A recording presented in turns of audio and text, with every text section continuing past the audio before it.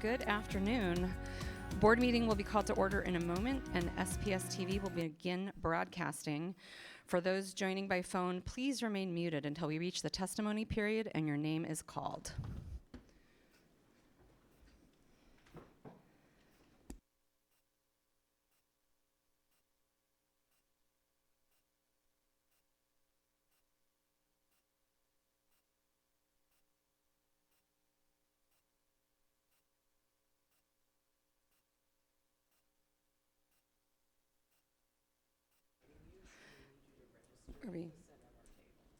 Are we ready?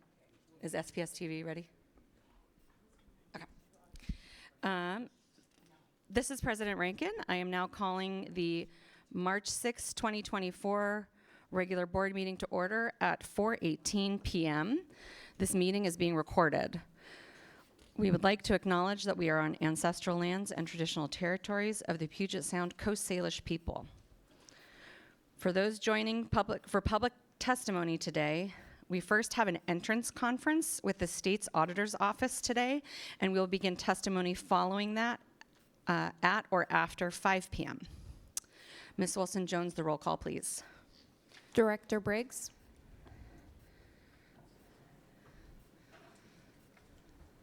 Present. Vice President Sarju. Present. Director Top. Here. And then I understand that Director Hersey is not with us at this point. Director Hersey has a work obligation. He will be joining us remotely later in the meeting. And President Rankin. Here. Oh, and Director Vandernoot. Here. All right, I will now turn it over to Superintendent Jones for his comments. Thank you, President Rankin and board members. Good evening, everyone.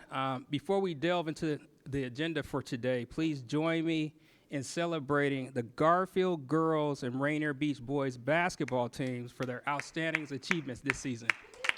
Four times. You know, as normal, both teams displayed exceptional sportsmanship on and off the court, representing Seattle Public Schools with pride. This year, Rainier Beach boys basketball team made their 10th appearance in the state championships and were runners-up for the title. Garfield girls team made Washington State history by becoming the first team to win 4 state championships in a row. These achievements not only showcase the talents of individual players, but also the strength of basketball programs as a whole. These results are the fruit of their hard work, perseverance, teamwork, and commitment to excellence. The coaches and players of both these teams deserve praise for the remarkable skill and teamwork throughout the year. So if you all can give it up one time for the Garfield and Rainier Beach basketball teams. I'd also like to take a moment to pay tribute to the late Billy Frank Jr. As many of you know, March 9th marks the Billy Frank Jr. Salmon Day, and this celebration honors his remarkable legacy. Billy Frank Jr.'s commitment and courage during the fish wars of the 60s and 70s paved the way for a landmark decision that affirmed tribal fishing rights. His memory is a reminder of the interconnectedness we share with our environment and with one another as a community. It underscores the vital importance of stewarding our land and safeguarding the well-being of all who inhabit it. Let's honor him by continuing to advocate for environmental justice and ensure equity to ensure that future generations inherit a world rich in both natural beauty and cultural heritage. So I encourage everyone to check out the resources on SPS website to learn more about how we can celebrate Billy Frank Jr. Now, please join me in watching a video as we reflect on Billy Frank Jr.'s life and work.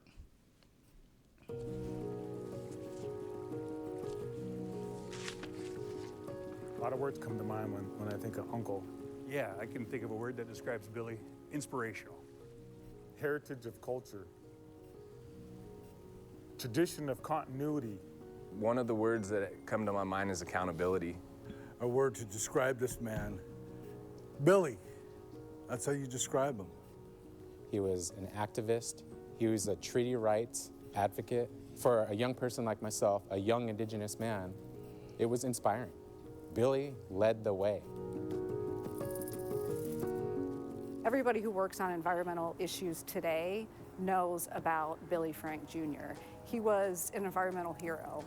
I was very fortunate to have such a good role model in both my mother and father, who talked about leadership, who talked about coming together and working together, and also, spoke about protecting this environment, protecting this beautiful river that we have, protecting everything that Mother Nature has given us. So growing up on the Nisqually Reservation and growing up in this community of the Squalyups people of the river, that meaning alone has a lot of energy and just tradition behind it. Habitat, restoration, conservation, those are words coming from our people and what we've done over the thousands of years here. Every time I come out here to the Billy Frank Refuge, I always think back to my first job, bucking hay for one of the local farmers. Back then, the landscape here was a lot different. It was a field of hay. Since that time, the tribe has done a lot to remove dikes and bring this land back to its natural state. Growing up, that was always a life lesson my father tried to get instilled into me, was you protect this environment at all costs. Whatever you do, you make sure that you protect this water behind us, you protect our salmon so we're still able to exercise our treaty rights and we're still able to celebrate our culture and our way of life. The salmon need clean, fresh water, and that really is a way to tell how we're doing in life right now and how the environment and the ecosystem's working. When the rivers are clean, when the salmon are coming home, we know that we are healthier as human beings. His real intent was about trying to get Indian people to the table to help decide precise policy that supported indigenous communities, that supported Greater Washington, that protected salmon restoration. I was on the phone right before we came down here speaking with Fran Wilsusan, one of our staffers at NWIFC, and she mentioned how my dad used to go over to ecology. He'd go over there and talk to him about co-management and talk about the importance of protecting the water, the importance of protecting the environment. He was known to be a great partner to the Department of Ecology, to other state agencies, and when you think about it, it really demonstrates such a strength of character. We have to be honest, government did not treat Billy Frank Jr.'s people well, yet Billy Frank Jr. was still willing to come to the table with government and forge solutions. And those partnerships and what he taught us about partnerships continue to this day. And that's really, when it comes down to it, the tribes, the state departments, they're not going to be able to do it on their own. It has to be all of us here in the state of Washington coming together for the resource. He was really the activist that helped bring us together, which is why I think we celebrate Billy Frank Jr. today.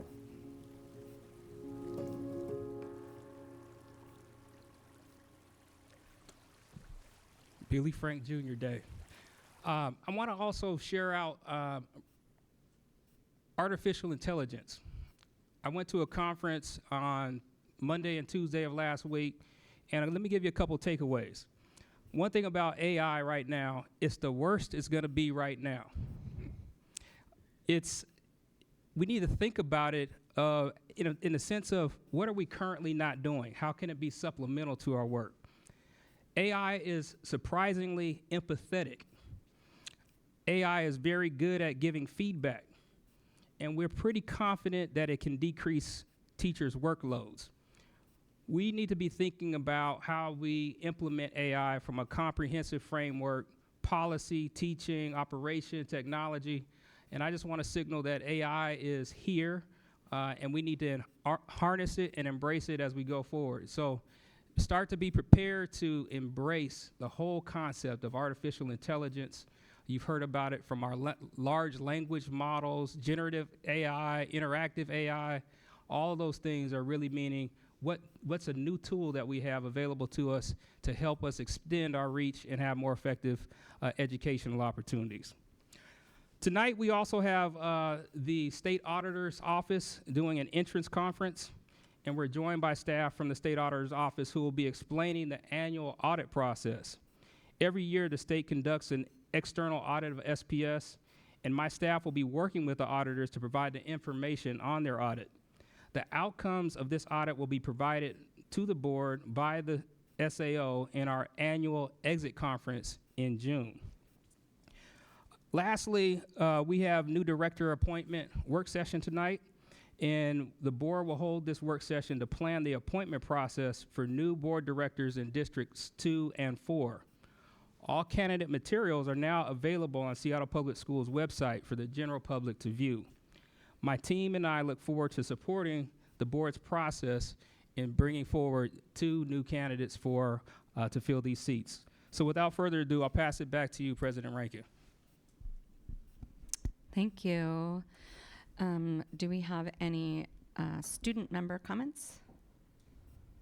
If you're eligible to vote and you haven't yet registered, make sure you do for the upcoming election because your voice matters.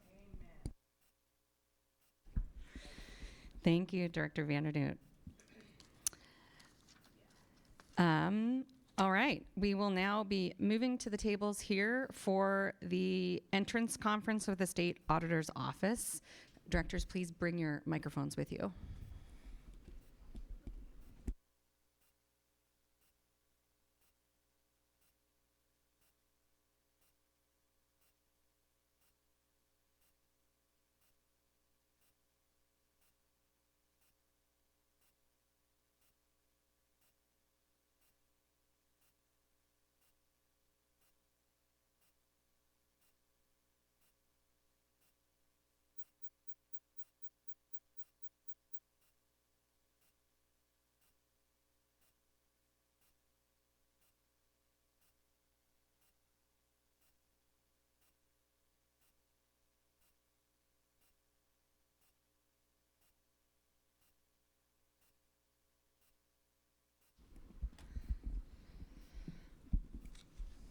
All right. Well, as Superintendent Jones mentioned, the district is annually audited in multiple areas, including how we use and safeguard public resources and are adherent to state laws. The team from the State Auditor's Office conducting our annual audit will preview the areas that they will focus on this year for us now. And then later this spring, we'll have the opportunity to meet again in the mentioned exit conference to review their results together as a board. Thank you to the State Auditor's Office representatives for joining us today. Today's presentation will be roughly 10 to 20 minutes, leaving us about 10 minutes for director questions. And I will now turn it over to our representatives from the Auditor's Office. Thank you.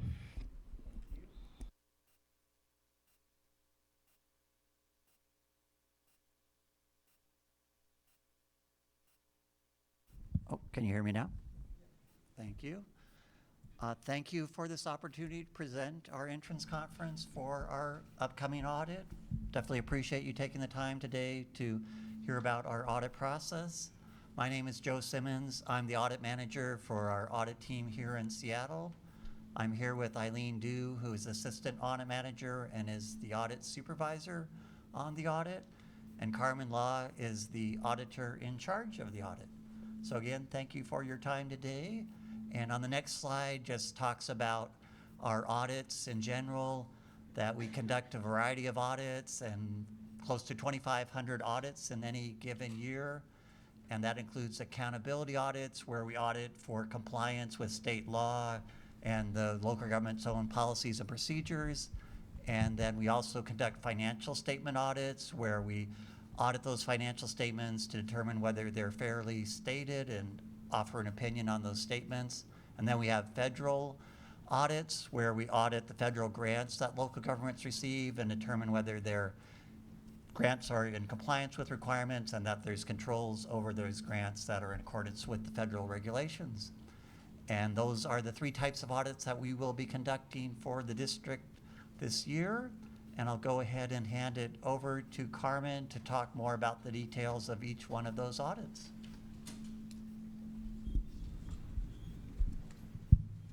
So we're going to start with the accountability audit. We are looking at the 2022-2023 school year for all 3 of our audits. For accountability, we do take a risk-based approach for each of our sections. So our first section is professional learning. Districts receive state revenues restricted for staff training purposes aimed at improving student outcomes. So we will be getting understanding of controls and testing expenditures to all the applicable state laws. Our next section is the local revenue sub-fund. Districts are required to use local revenue sub-fund to account for all local revenues and enrichment expenditures. So we will be reviewing the district's plan that they're required to have, and we'll be testing charges that have been charged to the sub-fund. Our third area is compliance with supplemental contracts for enrichment activities. Supplemental contracts provide compensation to district employees in addition to and outside of their regular work assignments. We will be gaining understanding of controls and reviewing selected supplemental contracts. We'll also be looking at the financial condition and reviewing for any indications of financial distress. And if we identify any, we will be following up with staff and management on plans on how they plan to mitigate these distresses. We'll also be looking at open public meetings and meeting minute compliance, compliance with meeting minutes, and executive session requirements to the state laws. And, next slide.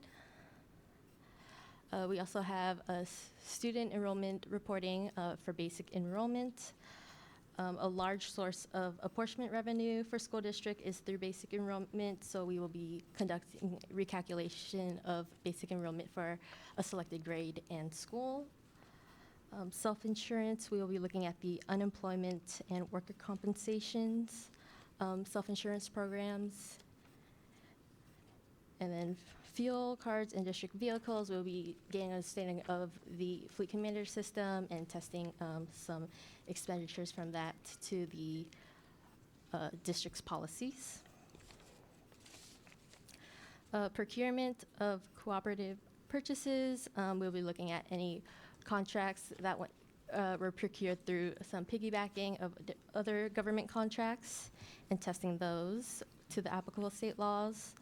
We'll also be looking at the procurement of public work contracts and testing those to the applicable state laws. And our last section is procurement cards, also known as P cards. So we'll be gaining an understanding of the district's controls over their procurement cards and testing expenditures to make sure they are in accordance to schools' policies and procedures. Next slide. So for our financial statement audit, our opinion will be issued in accordance with the accounting manual for public school districts in the state of Washington, and we will be conducting the audit to the government auditing standards. We will be reviewing internal controls and compliance over financial reporting to assess adequacy of accounting and financial statement preparation process and preventing material misstatements and identifying whether there were any instances of material noncompliance. Next slide.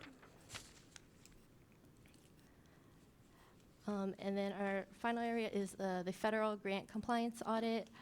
Our opinion will be issued in accordance to the government auditing standards and the uniform guidance. We will also be looking at the internal controls and compliance over the selected major programs. We'll be assessing adequacy of federal grant processes in preventing non-compliance and identifying whether there are any instances of material non-compliances. Next slide. So the 4 programs we will be looking at this year is the Child Nutrition Cluster, assistance listing numbers 10.553, 10.555, and 10.559. The COVID-19 Emergency Connectivity Fund Program, assistance listing number 32.009. The Special Education Cluster, assistance listing number 84.027 and 84.173. And then the COVID-19 Education Stabilization Fund, assistance listing number 84.425. So these 4 programs are about 66% of the total federal expenditures for the school district in 2023. Next slide. Oh, staying connected. So these are some ways that our office likes to stay connected with the school district. 2 areas we would like to point out is the weekly status meeting. We have that scheduled every week with our audit liaison, Michael Stone. And as you mentioned earlier, we will be, once we wrap up the audit, we will be back for the exit conference. Next slide. So these are our 3 levels of reporting, starting at the top. These are our findings. Findings are formally addressed issues in the audit report. They are significant results of the audit, and they will be published in our audit reports. Management letters are right below findings. These will communicate control deficiencies, non-compliant misappropriations, and these will be referenced but not included in our audit reports. And then our lowest level is exit items. These are minor issues where we will informally communicate them to management. And I'm going to pass it to Eileen for the rest of the slides. All right, thank you, Carmen. I'd like to take this opportunity today to talk about a few reminders with you. So, our office is committed to protecting your confidential data, so please let us know if the information you provide to us contains sensitive information, so we make sure that this data is adequately safeguarded throughout the audit process. Second, we'll provide an estimate of audit costs in your entrance packet. This estimate is on track with previous estimate that was provided to you and has also been approved through the engagement letter. Third, should there be any concerns during the audit process, please note that we do have an established process for you to voice those concerns. We do encourage you to please start with our audit manager, Joe Simmons, but please note that contact information for additional representatives are included in your entrance document all the way up to our state auditor, should they be needed. Lastly, we always like to remind our government about loss reporting. So, if you become aware of any known or suspected loss of public funds, state law requires that you immediately report to our office. So this process is pretty straightforward, and you can file this notification through our SAO website. So the next slide talks about cybersecurity. State and local governments may also be required to report cybersecurity issues, including security breaches and cyber fraud. So reporting to the Attorney General's office is required for single security incidents affecting more than 500 Washington residents. Reporting to us, the state auditor's office, may also be required for cybersecurity incidents involving financial records or finances, regardless of the number of affected parties. So, of course, we hope you have none of these, but if you do find yourself in this spot, we do have some information for you on our website regarding cybersecurity issues. Next slide, please. So some people may ask, who audited the state auditor? Well, just like how you receive periodic audits, we do as well by the National State Auditor Association once every 3 years. So you can find the most recent peer review here. We have a link provided for you. And the last rating we received was a pass, which was the highest level of assurance that this review can provide. Next slide, thank you. All right, so beyond the regular scheduled audits, we do have support services available to you at no additional cost all year round. The first one is the local government support team, and this team assists with annual financial reporting. So they provide one-on-one technical assistance as well as client help desk. In addition, the team offers several trainings around the state throughout the year to keep you updated on the latest accounting and reporting topic. The Center for Government Innovation is another great resource that strives to help government be better. So they provide expert advice in areas of lean, and they also have what's called a FIT tool, the financial intelligence tool, which help governments monitor and compare their finances to other local governments like yours. So the next slide talks a little bit more about what the center offers, but what I do want to highlight for you is the first bullet point here, which is the cyber checkup. So the center also creates what's called a Be Cyber Smart program that they offer free cyber checkup, trainings, and a lot of great resources that help government improve their overall cyber health. So we do encourage you to check out how the center might be able to assist with your district. Next slide, please. So our special investigation team has created this wonderful guide for elected officials and appointed board members on implementing internal control and best practices to prevent employee fraud. So this guide is organized into 3 sections: preventing fraud, detecting fraud, and responding to fraud. So if you're interested, this guide is available for download on our website. And I believe that concludes our presentation. Again, we really appreciate the opportunity to be here to talk about our audit, and we look forward to come back again at our exit. With that said, I'd like to open up the floor for questions. Thank you. Do directors have any questions about what we have just learned? Director Briggs. Thank you. I'm just wondering, so how are we defining financial distress in this context? Like, what is that? What are we looking for?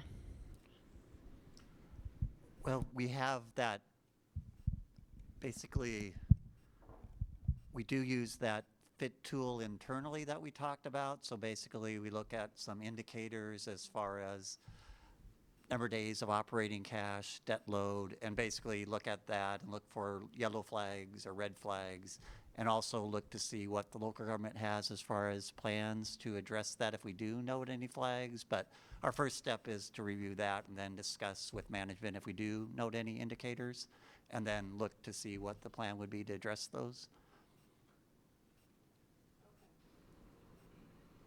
Yeah, it unfortunately doesn't mean distress caused by chronic underfunding of public education by the state. Oh. It's about the internal, the use of the dollars that we do have, if there's discrepancies or areas of concern regarding the use. We're calling that distress, though? That's what we call it, to try to have it as a way that's hopefully fairly straightforward as to understand that basically for our financial statement audits, we also look at what we call going concern and determine under auditing standards that the local or the entity is able to continue for a period of time after our audit. For financial condition and under accountability audit, we look a little bit closer and try to look ahead to see if there's any indications, and we use the term financial distress as to whether there's any indications that we would want to first alert management to and see if there's a plan, and then possibly alert the public if it's a larger issue. And I would say, and again, I understand where we're talking about different types of terminology, but I'd say where it happens, for example, for like some small hospital districts where maybe they're experiencing issues where their patient billing has gone down and they still have the same number of staff that they need to be able to pay, and they might be having some issues where they're taking on more debt load, so, or a small water district, that's the type of things where we've noted that in the past. So I don't know if that helps a little bit. All right. Any other questions from directors? Director Top.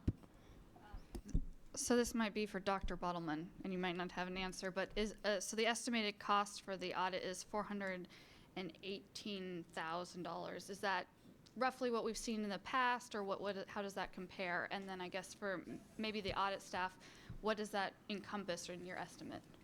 I believe it's up a little bit for this year, but not significantly. It's in line with what we've typically paid, yes.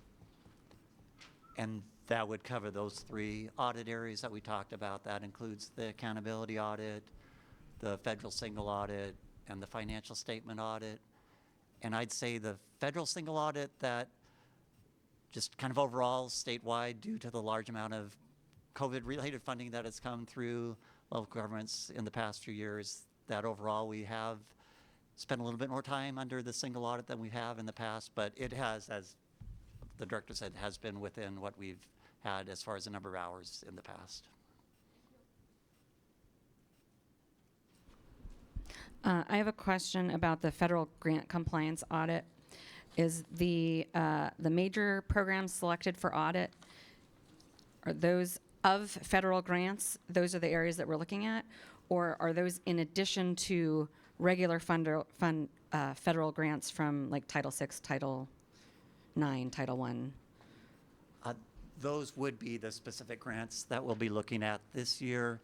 The federal government has requirements as to the frequency of how often we audit grants, and it's based on the dollars, the amount of each grant, and then basically we're required to audit grants every 3 years if they're over a certain threshold. So for Title I, for example, we do audit that at least once every 3 years. It just, as it happens, isn't one that rose to that Yeah, cycle for I this couldn't year. tell if it was these ones in addition to the regular ones, or if these were the ones. Oh, yeah. So yeah.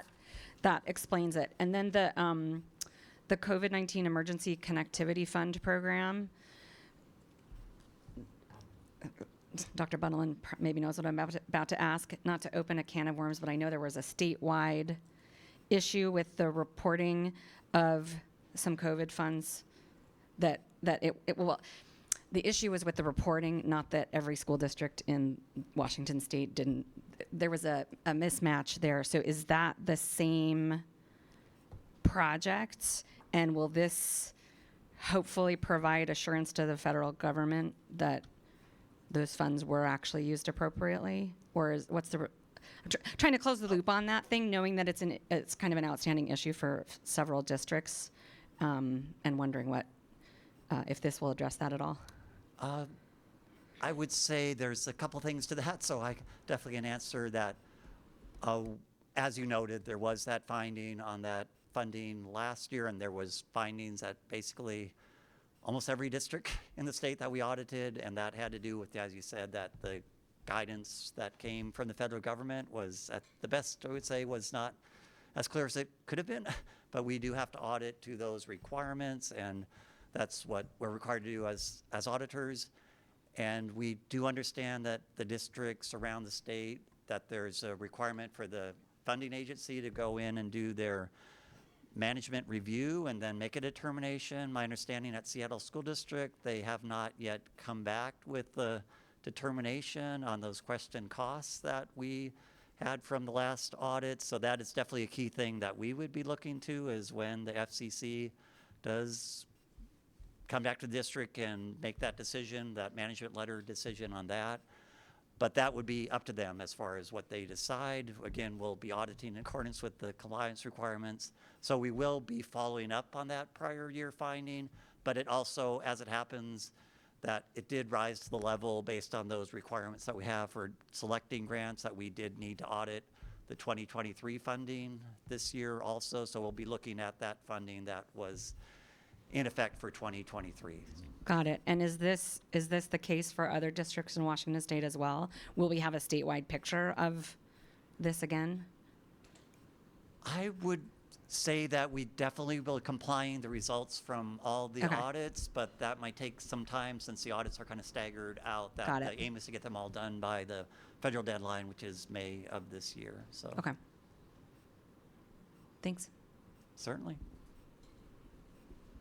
Any other questions? Superintendent Jones? Generally, what can we do to prepare for your arrival? Are there some things that we can start to look at, start to mature before you all get back over here?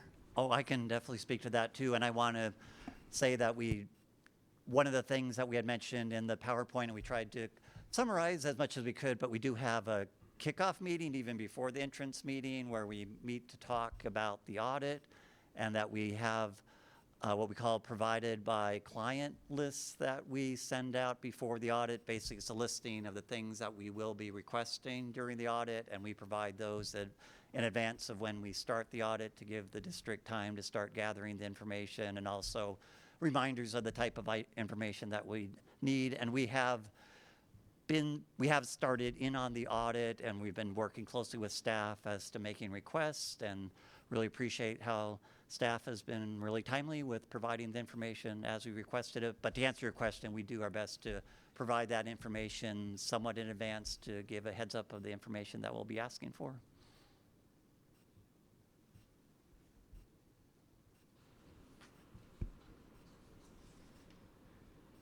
Okay.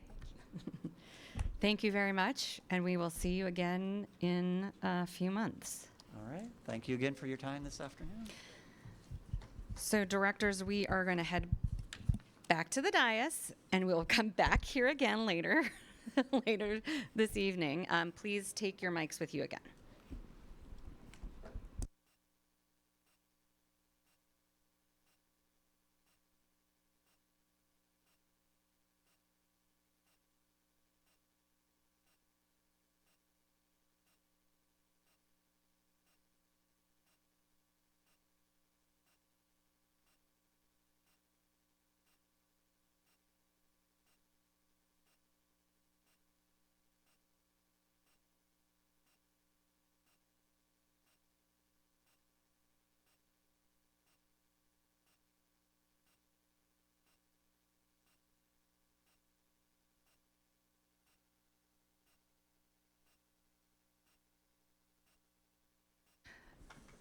So it's 4:54. Director Briggs, are you prepared to offer an audit committee report now, or do you want to hold that? I'm trying to look for something that's going to take us about 5 minutes. I mean, not really Okay. prepared. I'd love to be able to fill in those 5 minutes for you, but yeah, no, I don't have anything at this time. I think that would be productive to add. Okay. I will, let's see. So we're going to discuss the appointment process in a work session in a little bit. So we're not going to talk about that now. As a very, very brief legislative liaison report, I'll do that. Legislative session is ending tomorrow. And waiting for some Seattle-specific numbers on some different bills that have gone through. But we, despite well, I'm not going to editorialize too much. Bills that have passed that will impact Seattle Public Schools and other public schools in our state include a bill addressing MSOC. MSOC is materials, supplies, and operating costs. There's an allocation formula that the state uses that's per pupil, like everything else. That's a certain amount of dollars per student that's allocated. Again, that's an allocation. It's not a requirement of an expenditure. But that has statewide an increase of about $43 million. I think about $1 million of that. Last I looked, I haven't seen the final, but last I looked, about 1 million of that will be an increase to Seattle. So, we're not going to say no to it. It's great to have, but it's certainly not going to solve our deficit too much. And the bill that was brought forward with the noticing that materials, services, many things have increased in cost. Inflation has increased cost to districts, and the MSOC per pupil amount had not been adjusted or increased in many years. So good recognition of the fact that that needs to keep a pace, and it doesn't keep a pace. So a bill on paraeducators has been successful, which is really great. That's about $71.5 million statewide. Again, I'm not sure the Seattle impact yet, but we are very grateful for that. And also I think the final special education package that passed, so last session, the first session of the current biennium, we successfully advocated for an increase of the cap from 13.5% to 15%, which was great progress, and also putting any kind of a cap on how many students with disabilities will be funded by the state is a civil rights issue. And if you qualify for services according to requirements set by the federal government, you qualify, and the state should provide the funding for those services. So I think now the increase is up to, I believe, 16% was the bill that passed just now.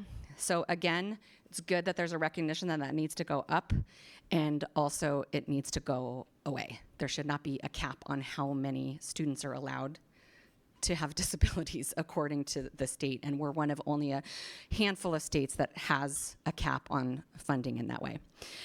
So continued opportunity to push for the removal of that. However, that bill will yield about $25.6 million for the state. Again, a little fraction of the amount of the deficit in special education funding across the state, but for a non-budget year, not the worst. And then thank you so much to our Capitol team and our legislators for successfully advocating for $5.6 million for a distressed, I think it's a distressed school grant for Whittier Elementary to get a much needed roof replacement. That the formula that is used to support districts in offsetting some of the costs of local construction projects, we basically spend more in sales tax in Seattle and in King County for any construction project than we receive in assistance from the state. So often there will be a little bit of a recognition of that from the legislator in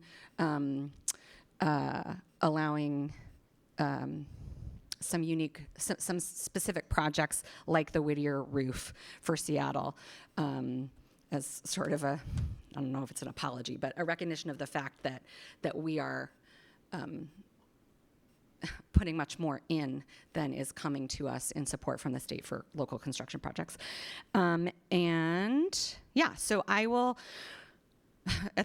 hopefully by the March 20th board meeting, provide a more comprehensive written update of just a review of session and then what's going to happen next session, and what we can do in between. So yeah, that's what I have for that. And I also can't remember the dates. I'm actually going to DC for a federal legislative conference with Council of Great City Schools in, what day is today? Not this weekend, but next weekend. So I'll provide a report on that as well. And I look forward to advocating at the national level with other board directors from large urban districts across the country. So it is 5 o'clock now. We will hold space for other board comments and liaison reports if we have them for the end of the meeting. So we will go to public testimony. Board procedure 1430 BP provides the rules for testimony, and I ask us all to be respectful of these rules. Summarizing some important parts of this procedure is that testimony will be taken today from those individuals called from the public testimony list and, if applicable, the waiting list. Those are included on today's agenda posting on the school board website. Only those who are called by name should unmute their phones or step forward to the podium, and only one person should speak at a time. Listed speakers may cede their time to another person when their name is called. The total amount of time allowed will not exceed 2 minutes for the combined number of speakers in one slot. The time will not be restarted after the new speaker begins, and the new speaker will not be called again later if a time is ceded to them and they are later on the testimony list or waiting list. If you are offered time ceded to you and do not wish to use it, you can decline it. The majority of a speaker's time should be spent on the topic that was indicated when signing up, and the board expects the same standard of civility for those participating as we expect of ourselves. As board president, I have the responsibility to interrupt any speaker who fails to observe a standard of civility required by this procedure. And I hate cutting people off. I don't want to do it. And we do have a full list. So I would just ask that folks please be very mindful of that 2-minute limit so that we can get through everybody. And staff will read off the testimony speakers list. Thank you. For those who are joining remotely to provide testimony today, when you hear your name, please press *6 to unmute on the conference line, and also make sure that you're unmuted on your device. For all speakers today, I'm going to do the best I can with your names, but please do reintroduce yourself as you begin your testimony to make sure we know how to accurately pronounce your name. The first speaker today is Jasmine Lannon.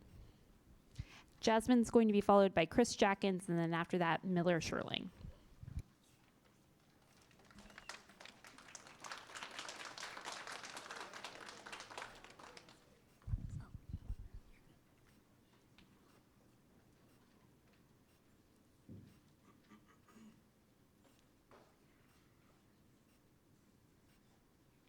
Good evening. I'm Jasmine Lannon. I'm a third grader in highly capable cohort at Decatur Elementary. I am addressing you because SPS decided to end Decatur, which dramatically influences students, parents, and staff there.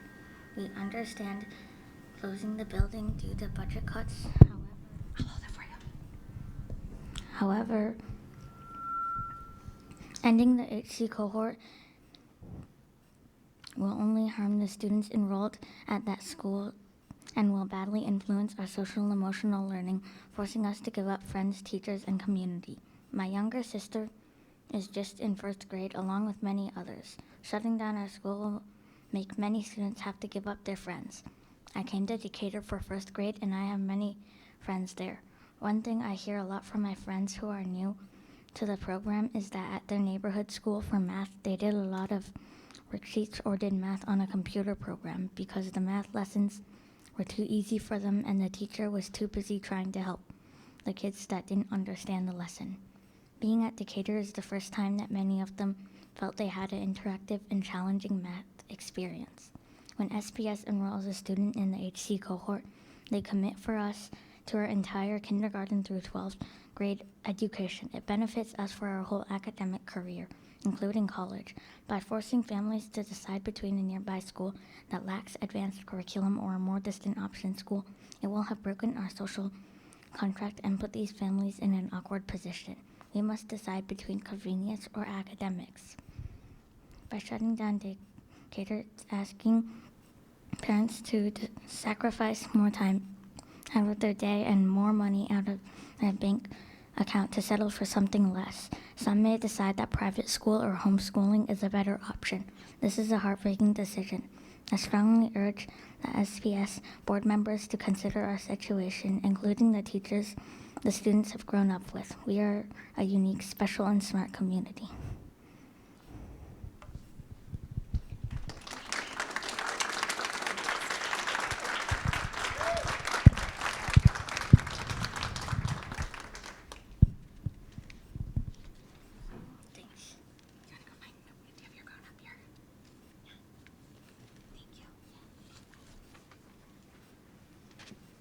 Next speaker today is Chris Jackins.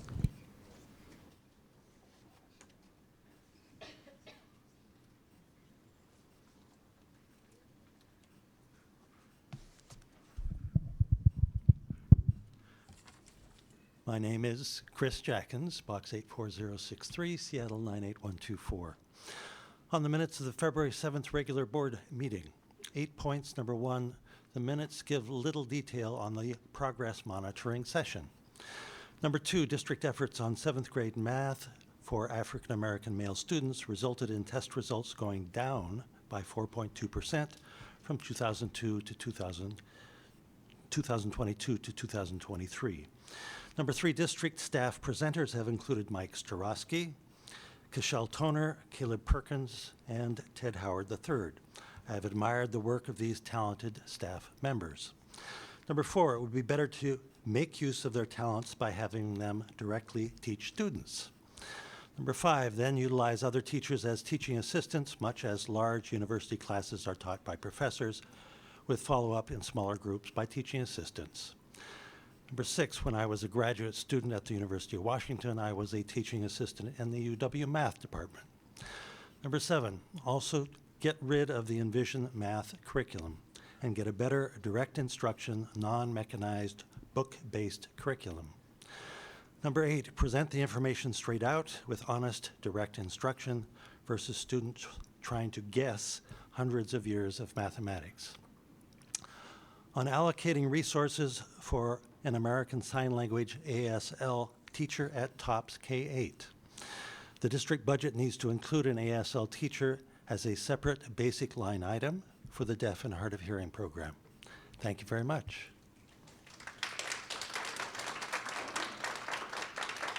The next speaker is Miller Sherling. Miller will be followed by Stacy Fernandez and then Claire Abe. Hello, my name is Miller Sherling. I'm an SPS employee and parent. I have a 4th grader and an 11th grader in SPS. I'm here to talk about the impact of these budget cuts and what they're going to do to students I work with and hear about through my nursing colleagues. There are students I see multiple times per week in my role as a school nurse that aren't the students I'm writing health plans for, the health plans for asthma and seizures and diabetes and anaphylactic allergies. I'm talking about students who come to my office with headaches or stomach aches, or they can't breathe, or today, for example, a student who felt like they were gonna faint, and this is from anxiety. Students are not doing well, they are struggling emotionally. And when I have the time to listen to them and hear what's going on for them, I can get to the bottom of what's going on, develop a trusting relationship, connect them with resources to help support them and get them back into class and so they can function and thrive. And I've been just able to do that this year with 3 days a week at my school and just under 500 students. Next year, I have just under 500 students and 2 days a week. I'm gonna have to cut corners, and the corners I'm gonna cut are gonna be the things that aren't legal mandates, like listening to students when they need to tell me what's going on for them. And this breaks my heart. Sorry, I'm a little lost in my notes. I understand that our funding isn't infinite. But the worker bees on the ground, and I'm a worker bee, and the parents at home, and I'm a parent at home, or family members at home, we need to be part of a collaborative process to develop these budgets under constrained situations with limits. We need to help make the decisions in these situations of limited funding, and we didn't get to help. We were handed a budget from on high. And I have colleagues all across the district who are gonna have to find other jobs while feeling sick to their stomachs about the children they know well that they aren't going to be able to help next year. Thank you.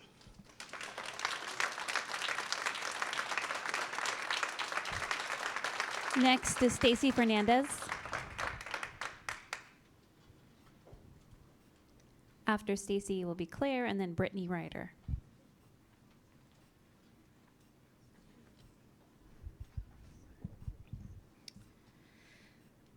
My name is Stacy Fernandez, she, her, ella pronouns. I am the care coordinator at West Seattle High School. I am a first-generation educator and scholar. I stand before you today to advocate for care coordination because it is such an important support that is offered to students at West Seattle and at other schools. We serve students furthest from educational justice. When I started the program at West Seattle High School, I started the program from the ground up. I got to know the community I am serving. I figured out where the needs were, what our goals were, and I created a program that meets those needs and has now flourished into something wonderful. We now have a care center at our school, and I serve hundreds of students at West Seattle High School. I was able to create a strong program because of the supports from Brittany Sampson. She believed in me, and it is painful to know that one of those individuals that helped start care coordination is being let go. Why? It is unbelievable to me that a person who is an integral part of care coordination has been told that she will not have a job this fall. Brittany Sampson is the person that has helped me navigate care coordination. How is it possible that we are cutting her? How can this district not prioritize the group of educators that focus on serving African American males and students furthest from educational justice? I ask that you fully and adequately fund care coordination now. and that you keep Brittany Sampson, as she is the leader for us care coordinators. And if you do not, I hope you remember my face and the words that I am sharing with you tonight.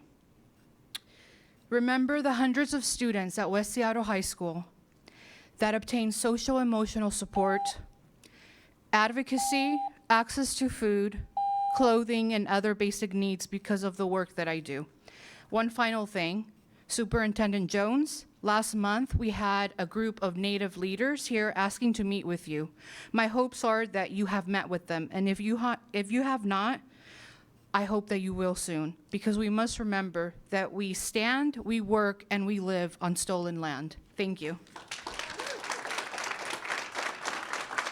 The next speaker is Claire Abe. Claire Abe. After Claire, Brittany, and then Kelly Perletti.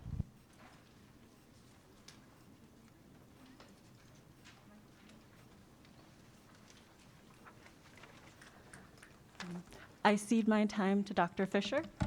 Hello, my name is Dr. Tammy Fisher-Hewson, and I've been an educator for over 39 years, currently working at Blaine K-8 and teach graduate students at SPU. I'm here tonight to push back at the district's seemingly random decision to fire existing school counselors in elementary schools and mandate they be replaced with school social workers. I have no issues with my fellow social workers.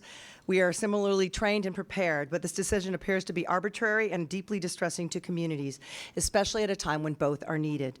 Many SPS counselors with existing relationships that are endorsed by their principals are going to be replaced because of an inaccurate list of school counseling skills created by SPS.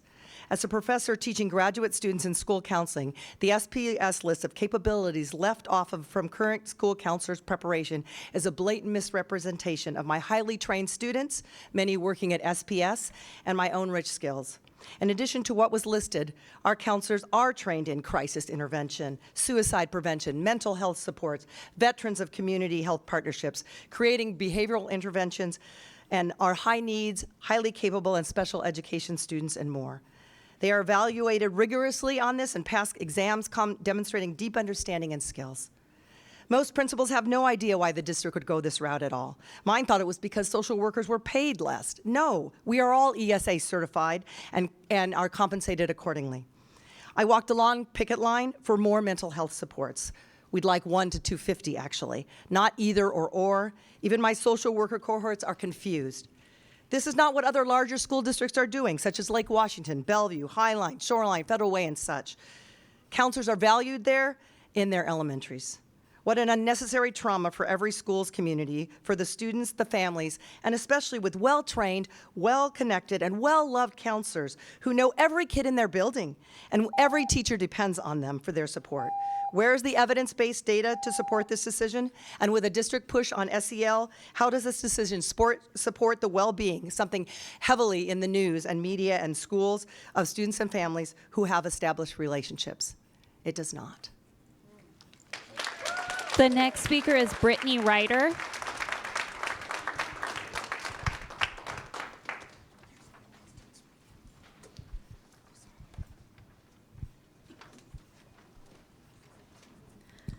My name is Brittany Ryder, and I'm the school counselor at Loyal Heights Elementary. I've been at Loyal Heights since 2018 and spent the year before that working at both Queen Anne Elementary and Sacagawea Elementary.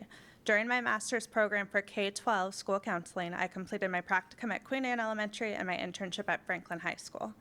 I am here today due to the elimination of elementary school counselors from the 2024-2025 budget that Dr. Fisher reference as well, and the subsequent requirement for buildings to submit a waiver to maintain a school counselor.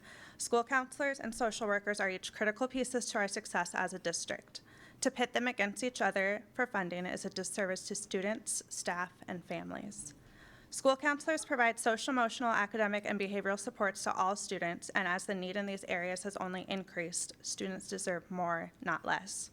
This position provides short-term individual counseling, small groups, social emotional lessons, and more per the American School Counselor Association program recommendations and the state's SSB 50/30 requirement. Our youngest students deserve to have school counselors as they start their journey at SPS.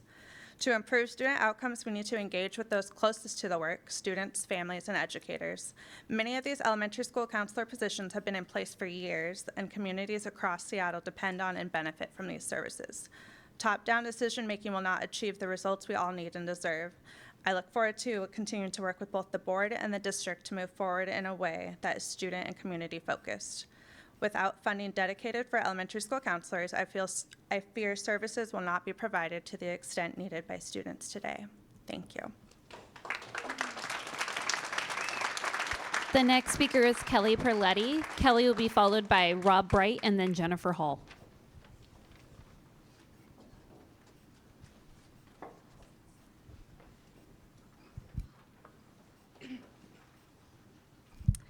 Hi, my name is Kelly Perletti, she, they, CTE, media arts teacher at West Seattle High School.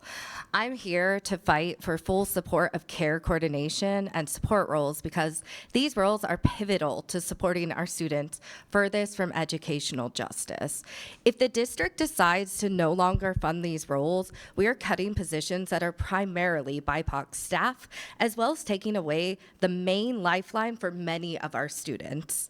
Further, our district would be going against what it claims to care about, social justice for those furthest from educational justice. I urge you all to reconsider and make these permanent, valued positions in each school and consider paying a living wage. When I think of the heart of our school, I think of our care coordinator, Stacy Fernandez. In care coordination, she wears many hats for many students. She runs food and clothing drives, is constantly in meetings, and communication to track down funding, housing solutions for students, advocating, packing up resources for students over break, mentoring, et cetera, Beyond her overwhelming caseload, Stacy is available for all students in a pinch and plans community events that impact our entire school. Let me be clear. Stacy will not be able to accomplish nearly anything that she does right now without the support of her lead care coordinator, Brittany. Cutting any of these roles goes against our supposed values as a district. In my classroom, I've worked with countless students who rely on Stacy and care coordination. Some of my most passionate and successful students have won awards and made great academic achievements in our school and are the very students that receive clothing, food, rental support, etc. from our care coordinator.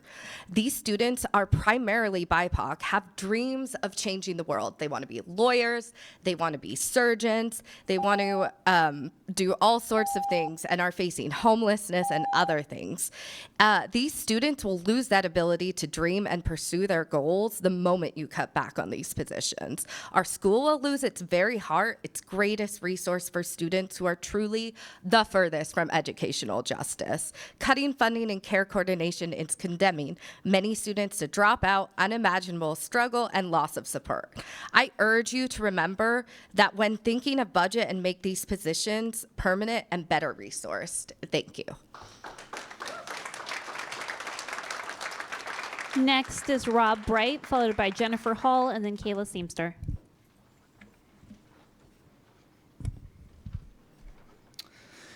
Good evening. My name is Rob Bright, and I've been a school counselor, specifically a middle school counselor for 10 years at SPS. And currently I'm at Salmon Bay K-8 in Ballard, and previously before that I was at Washington Middle School. And I'm here to ask you all in the district for more transparency around the decision to replace elementary school counselors with school social workers. As a middle school counselor, I see the work of elementary counselors vital to help support our students to be successful all the way through. And so to have better alignment K-12, we need K-5 counselors. And a reminder from Senate Bill 5030 passed and asked all districts to come up with a school counseling comprehensive program. School counselors play a critical role in maximizing K-12 student outcomes, including those related to attendance, academic achievement, high school graduation, post-secondary readiness, and social emotional development. And those relationships are built by our K-5 counselors. Also, to quote the Superintendent Procedure and School Board Policy number 2140, which under Section 1A says, school counselors serve a vital role in the comprehensive school counseling program. The school counselor plans, develops, organizes, and leads delivery of a comprehensive school counseling program that focuses on the academic, career, and personal social development for all students. based on the ASCA, the American School Counselor Association, and state standards. So I'm here to ask that we get full funding for a counselor in each elementary school. Thank you. Next is Jennifer Hall.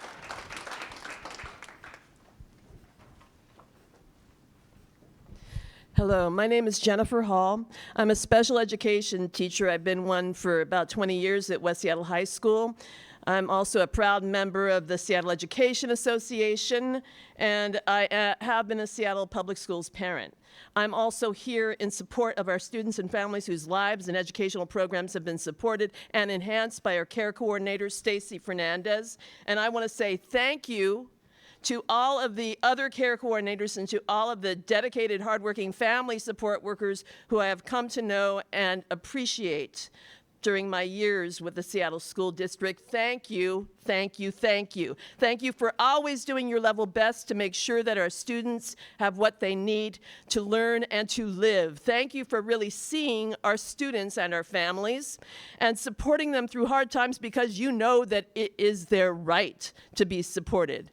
You know and embody the phrase, public schools are the heart of our community, because Stacy, you are the living, breathing heart of West Seattle High School, and all of you collectively are the heart of the Seattle School District.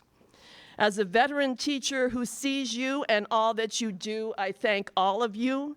And I know that you are doing what you do on a wing and a prayer, that you're not paid a wage high enough to live in Seattle, that you're primarily people of color who need and deserve higher pay and a living wage. And I want to speak for teachers like myself and nurses and other educational employees in our buildings. Our work environments are made so much better because you are working shoulder to shoulder with us care coordinators and family support workers.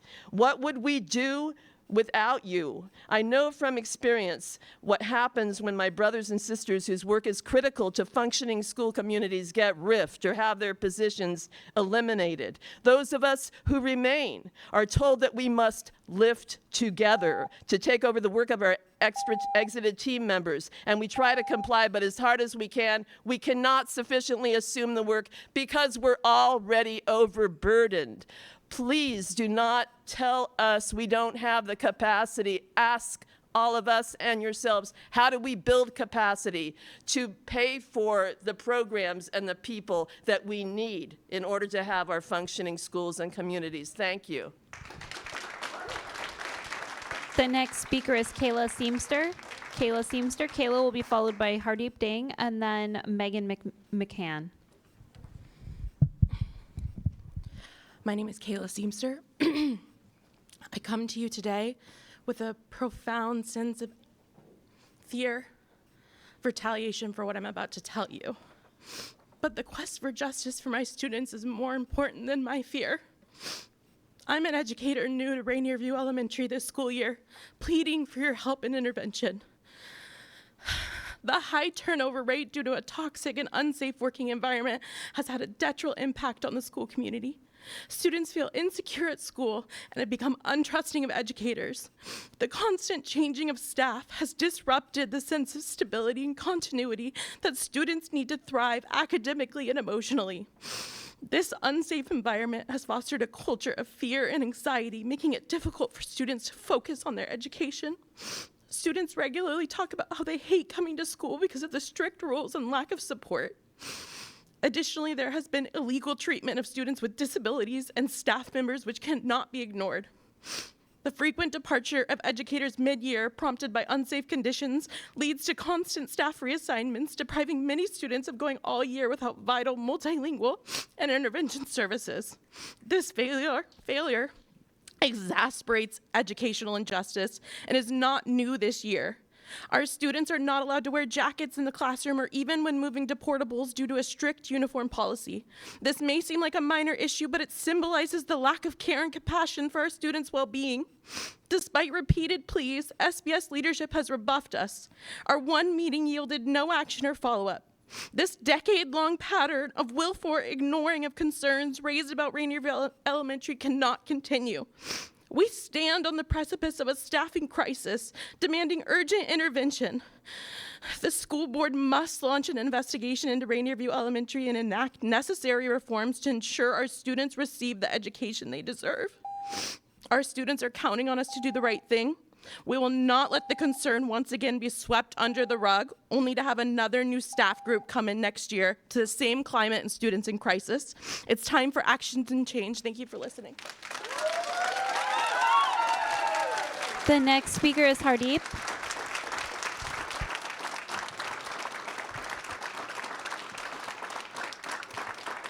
Hello, my name is Hardeep and I'm a parent of 2 children at Rainier View Elementary. I'm here today in hopes that the board will finally take the necessary steps to support their teachers and the children of Rainier View. Multitude of concerns from teachers and parents have gone unanswered for years. Our teachers are not supported to the capacity that they should be. Many children reluctantly come to school every day. This is not exaggerated by any means. This current environment at Rainier View is not conducive to teaching and learning. Teachers deserve better support, and so do our children. The turnover and retention rate is astounding and beyond concerning. All of my children's teachers have left the school except for one. As of this school year, my oldest is on his 4th assigned teacher. With having a long-term sub in place, who knows how long it will take to find someone to come work at this school. He very well may end up with 5 different teachers before this year is over.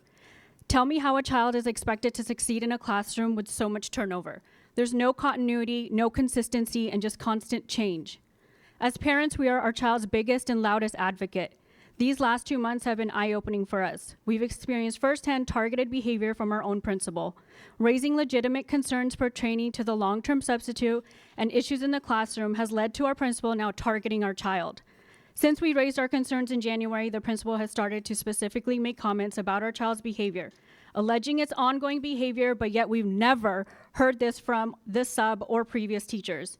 In fact, the sub has only expressed positive comments about our child. The targeting is clear as day.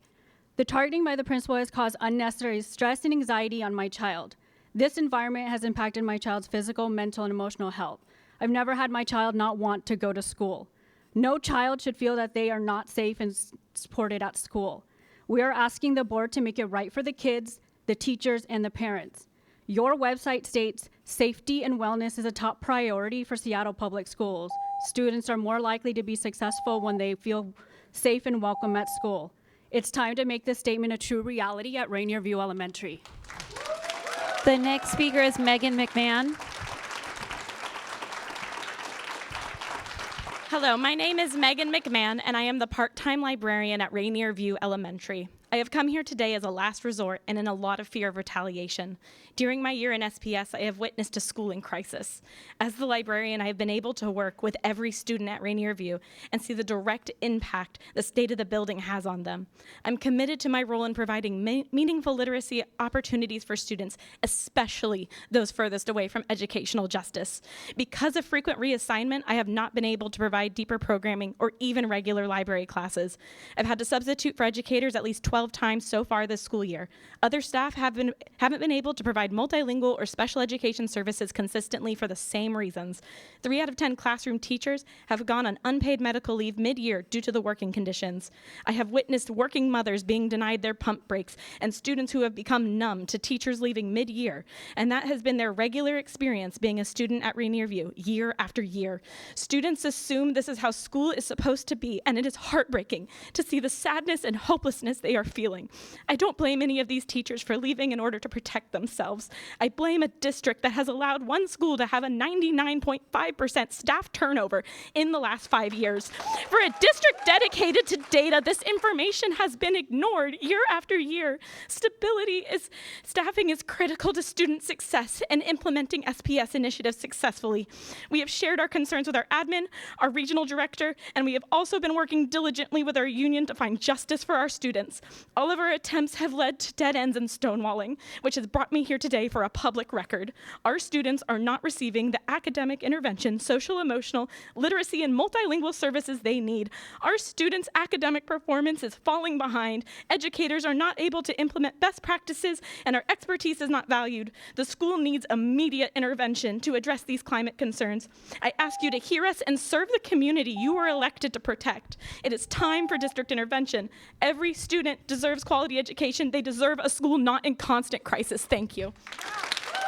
Next speaker is Kristen Holiday. Kristen Holiday. After Kristen will be Ying Yu and then Tim Allers. I'm going to cede my time to Hala Manao. Good evening. My name is Hala Manao. I'm a parent and president of the PTSA at Rainier View Elementary. We have a Rainier View community whose members, parents and families are uninformed or misinformed regarding its academic goals and pathways to achieving success, as well as the school culture that lacks collaborative invitation from its administration with the PTSA.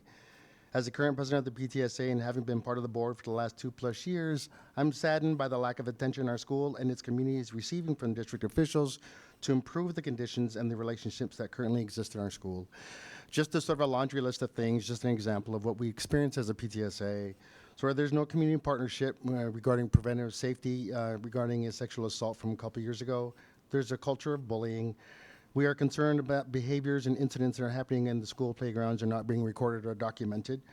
There's a confused process with the BLT and the parents involved. There's no sharing of key information for making decisions. Lack of communication with the PTSA. She is an active barrier to the PTSA. For an example, last year during the Move-a-thon, which is one of our big fundraisers in the school, we were not able to attain a permit for our activities. So instead, we brought generators so we can provide food and music for our kids. And just before I end, I want to say this. Our school community of Rainier View needs real help. As enrollment continues to decline and families are pulling their children away from SPS, we need a solution that allows others a seat at the table to speak about who we're accountable to. We should be accountable to those furthest away, as you heard this before, from academic and educational justice, which are our students and families. We should protect our children as much as we protect salaries or past reputations of individuals that are no longer meeting district standards. Our community deserves that, our educators and students deserve that, and you as a board deserve to know what you're aware of and aware of what you're protecting and what not to question. Thank you. Next is Ying Yu.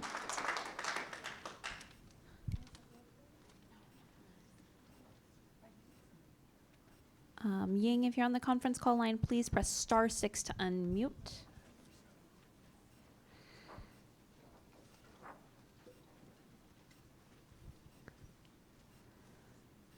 Trying one more time, Ying Yu. I believe you are providing remote testimony. Please press *6 to. Oh, sorry, you're here. Yeah, I'm here. Yeah. Should I press the green button? No. Okay. So my name is Ying Yu. I'm the Chinese teacher at West Seattle High School. I'm here to show my support for KR coordination because I have seen how important this role is at our school. Our care coordinator, Stacy Fernandez, supports students furthest from educational justice. She is a tireless advocate that works closely with our school social workers, counseling team, and across other departments. This collaboration ensures that all student needs are being met to ensure that they are ready for school and learning. There is a student and her family left a domestic violence situation.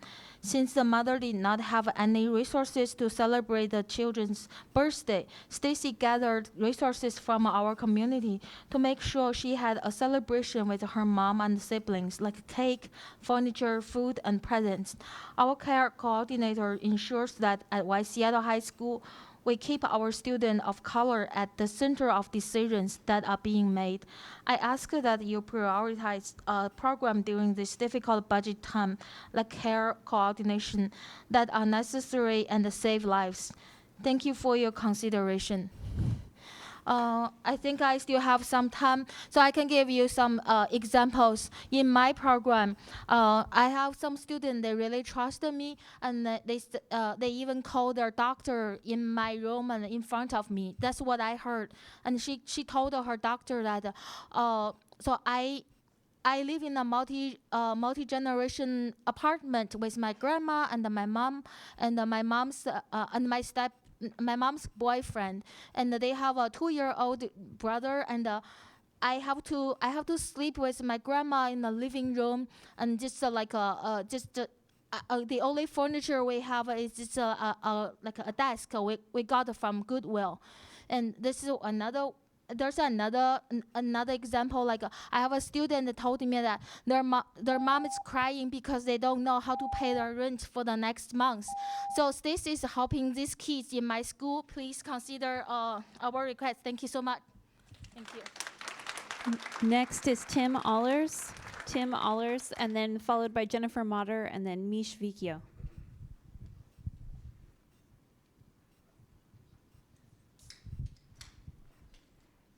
Is Tim in the room or online? Please press *6 if so. Oh, I believe you are online. We should be able to hear you if you start talking. Tim Allers, and I'm a parent of an 8th grader and a school volunteer at Tops K. Tim, can you just pause for a moment? We're having trouble hearing you. I want to turn up the sound to make sure we're able to hear you. We'll make sure to restart your turn. Thank you. Okay, go ahead. All right. Hi, my name is Tim Allers, and I'm a parent of an 8th grader and a school volunteer at Tops K-8. And I'm here tonight to make sure you're aware of the Math Agency program. Seattle Public Schools' stated goal is that 45% of Black boys will achieve proficiency or higher on the 7th grade Smarter Balanced Assessment by June 2024. And I'm quoting, interim metrics indicate results are unlikely to be delivered without significant changes. So in today's budgetary environment, SPS should be looking for programs that are effective, that is, provably work, and cost efficient. According to both the district's MAP scores and state SBA data, the Math Agency has proven very successful in closing education gaps. Over the last 2 years, their partner schools have had some of the highest math SBA growth rates in the state. The program has done this with Black boys and all other students who are behind in math, and they do it in a very cost-effective way.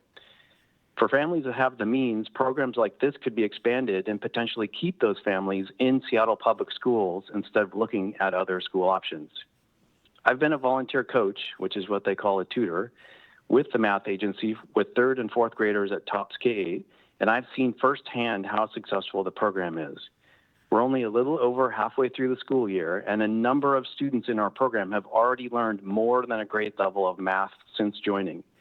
The students in the program at Tops K represent many different backgrounds, Black boys and girls, bilingual students, students from our deaf and hard of hearing program, etc. I've had families with kids in the program tell me that this has been life-changing for their students. We're seeing such strong success at Tops that I'd encourage SPS to consider supporting this in more schools across the district. Thank you. The next speaker is Jennifer, and then Mish, and then we'll go to Sarah Fingato. I'm Jennifer Motter. I'm ceding my time to Chloe Kimiai. Good evening. My name is Chloe Kimiai, and I'm a counselor at Cleveland High School. I'm also an adjunct professor at Seattle U's school counseling program, and given my multiple identities, I'm well versed in the ASCA model and the roles and responsibilities of a school counselor. I'm here today to discuss a few items. First, I would like to discuss funding that was advocated for by the Seattle Student Union to City Council for more mental health supports in schools. Specifically, students asked for more school counselors, social workers, and mental health therapists. Secondly, it's important to note that what students and other stakeholders have advocated for is directly aligned to the ASCA national model and state legislation SB 5030, in which a comprehensive school counseling program is mandated for each district. ASCA national model states that school counselors should be funded at 1 to 250 ratio, and that they support students in 3 main areas: personal social, encompassing social emotional learning and mental health; college and career readiness for grades K through 12; and academics. We are experiencing significant global distress, trauma, and a mental health crisis. In my past 4 years in SPS, I have seen mental health concerns rise. Since winter break, counselors in my building have made at least 40 mental health referrals for students wanting therapy. Mental health concerns show up in so many ways in the buildings across all levels. It shows up in behaviors in classrooms, lack of attendance, direct conversations with students and families. If we want to have successful schools that improve academic and life outcomes for students of color, we need to change the systems that continue to oppress. We need to make changes in our schools that increase mental health support and culturally responsive practices, and we need to do be doing the work that early on that elementary schools before issues grow. We know early intervention is important. However, despite that, counselors at elementary schools are being cut across the district. We cannot cut counselors and say that we're supporting students and working towards a comprehensive school counseling plan. We cannot sever the relationships and trust students and families have formed with their school counselors. I'm here today to stand with students asking for their voices to be heard, fighting for what they need in schools. They're asking for change. They're asking for more school counselors at a ratio of 1 to 250, one school social worker in every building, and a mental health therapist in every school. Next is Mish, followed by Sarah, and then Emma Rice.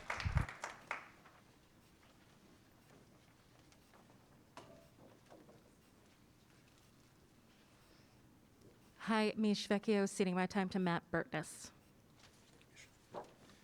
Good evening. My name is Matthew Burtness, and I'm a second, and this year after the October reshuffle, also a third grade teacher at Dunlap Elementary School.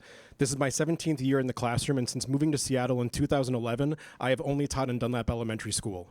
In October, due to budget and staffing mistakes that you did not rectify until we were over a month into school, you chose to displace 2 teachers at my school because we were under-enrolled. Against our own better judgment, our staff readjusted our classrooms and went from 0 splits to a split classroom at every single grade level. This is an event that still affects our students and staff daily. The stress is not only felt by teachers, but the disruption can be seen in student behaviors, most noticeably during our daily recesses.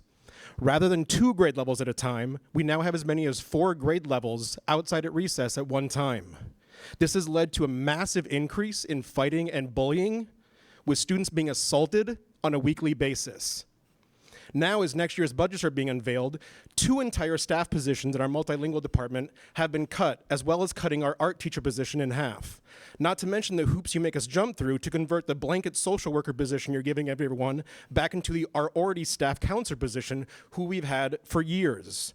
Our newcomer and bilingual orientation center program, which supports students who are new to the country, has been essentially ghosted by district staff, with the news that you've officially decided to cut the program finally coming from our principal, not the department head. Our school's continuous school improvement plan cannot be implemented with these cuts. The progress that our multilingual students have made over the years will be halted by these disastrous decisions. When we don't have staff to support these students, the responsibility falls to the already overloaded classroom teachers. We like to use the word inclusion a lot to describe a scenario in which each student can get all of the services and support they need while also staying in the general education classroom. Given these allocations, inclusion is a literal impossibility, a hypothetical ideal. I'm almost done. There are members of the board and district staff who have described things such as the capital gains tax and other revenue source solutions as Band-Aids. We are in crisis as another legislative session rolls by with public schools getting 0 support from our elected officials in trying to fix this budget crisis. You need to find the money so that you can continue to support students, as you say, furthest from educational justice. Thank you. The next speaker is Sarah Fingato. Sarah will be followed by Emma Rice, and then our final speaker will be Heather Barker.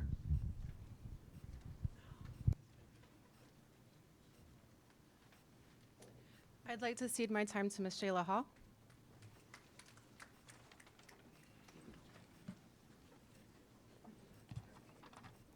Good day to all. I'm here to give testimony regarding how students, staff, and family are being treated by Principal Jones at Rainier View and are concerned with the district's response. Families feel the need to run to the state for support after expressing their concerns to the principal and the district. I worked in the front office, and my children attended school at Rainier View during the 2022-2023 school year. I speak today as a parent and as a previous staff member. Some of our children were being bullied and harassed by their peers. The principal's responses to parent concerns were not appropriate.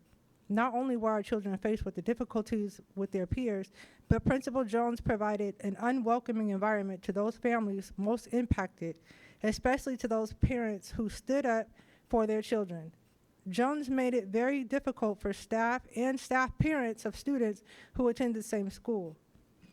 The principal was mentally abusive to staff during our workday and has set up several one-on-one staff meetings with us to intentionally speak ill about us and our children. Jones crossed boundaries between business and staff parenting. We were forced to wear two hats in these meetings.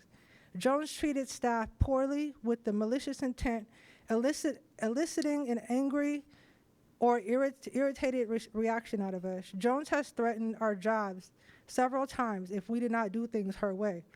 Jones undervalued the accommodation request for those of us with disabilities and undermined the doctor's orders.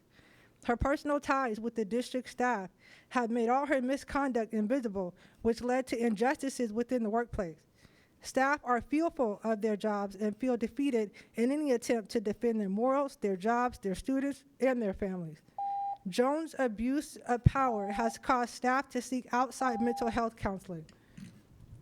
Rainier View Elementary, under Jones' leadership, creates a toxic work environment for staff and even worse educational setting for our children.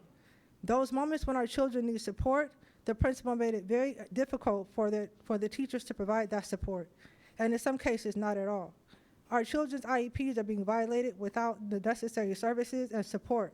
Our children were labeled only by the principal as incompetent and or disruptive when normally they are not seen as such. Families are fed up with the ill-intended ways and were forced to remove our kids out of the district and into other schools. The mistreatment of staff, students, and families needs to stop. Principal Jones needs to be replaced for the sake of staff, students, families, and the overall climate of the school. We stand before you to demand the district to finally step in and to correct this injustice and select new leadership. Next is Emma Rice. Emma Rice. I cede my time to Elizabeth Ward Robinson.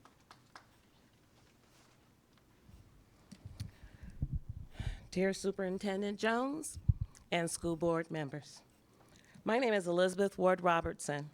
I am the SEA Director of Center of Race and Social Justice and your prior admin secretary at Rainier View. As you have heard from Rainier View Elementary, it is in a crisis and has been for years. Through concerns have been raised through the appropriate channels, little has changed. We need your help. Rainier View isn't meeting obligations for staff, parents, and the community engagement.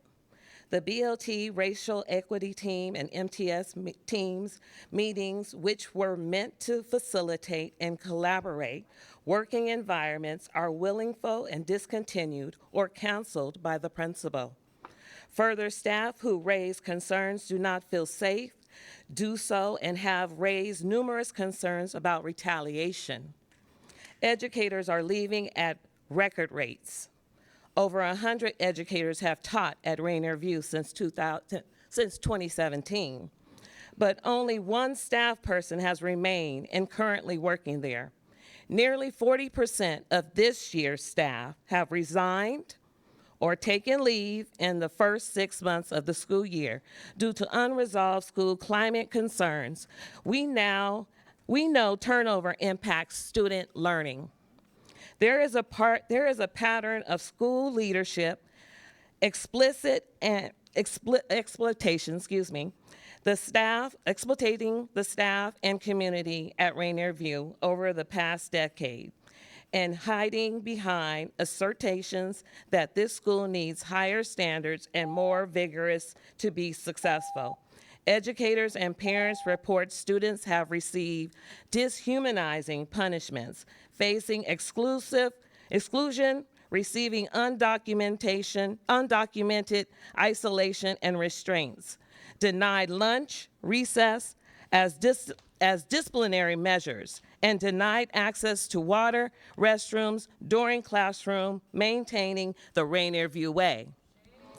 The district currently approach to Rainier View is failing our students, our school community, and we are asking our school board leaders to step up and help. This cannot continue. We need intervention now. We are ready to work with the district and meet the needs of the students and the families. Thank you. The final speaker is Heather Barker. Heather Barker.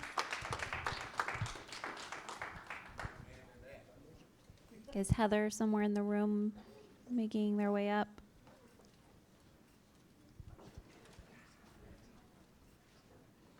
Heather, if you're in the room, can you wave your arms so I know you're on the way up?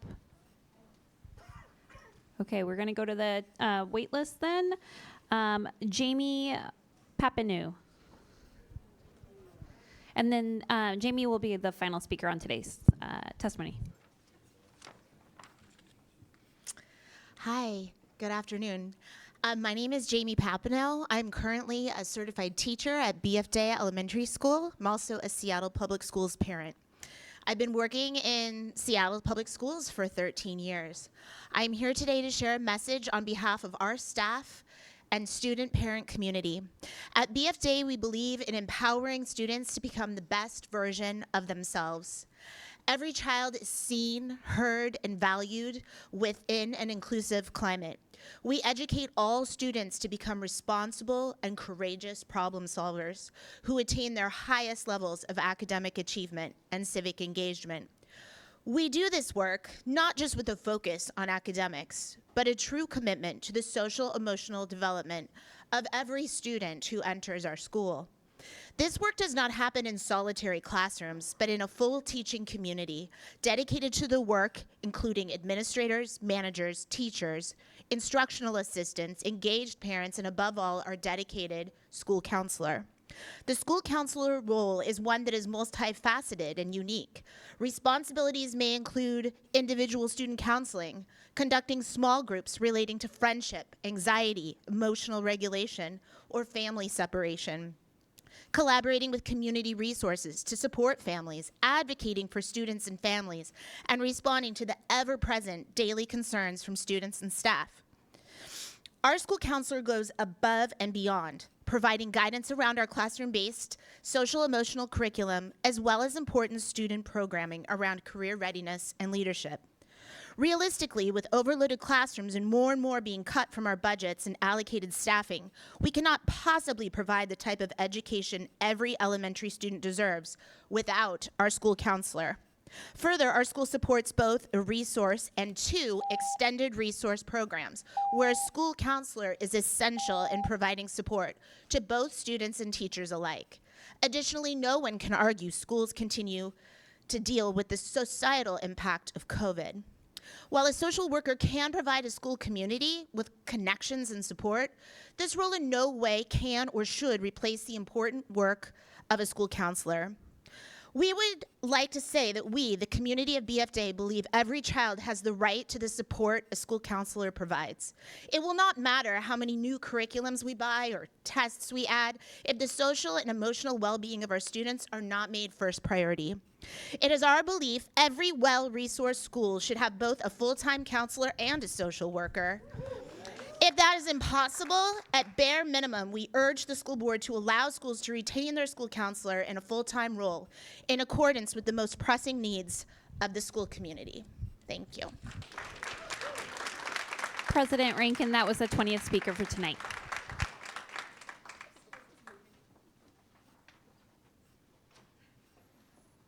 Speaker and concludes testimony. Thank you. Let's see. Who else needs a breather for a moment before we continue? Okay. Yeah, let's see. It's 5:55. 5 minutes or 10 minutes? Okay. We will take a brief break and return at 6:05.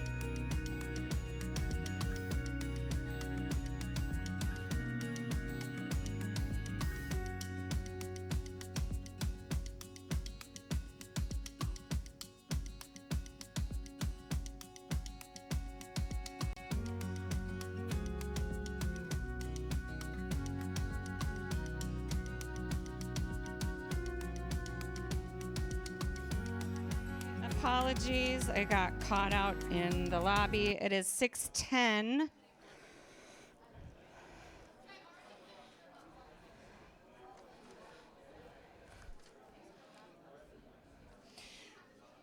Could we actually, could we flip and do the work session now and then come back to the business items?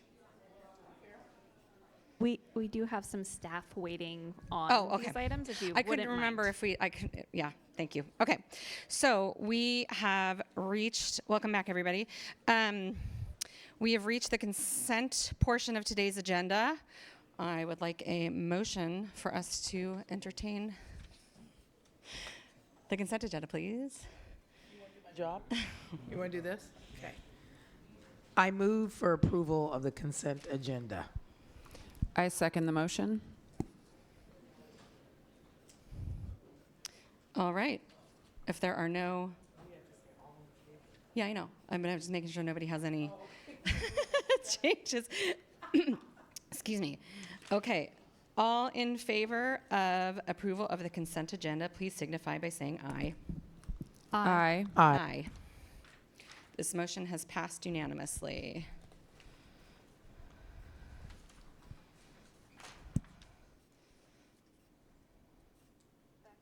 Wait, now we are going back down? Oh, okay. We're going to now move into our work session on our appointment process. So we're going to move back to the tables, and directors, again, please bring your mics with you.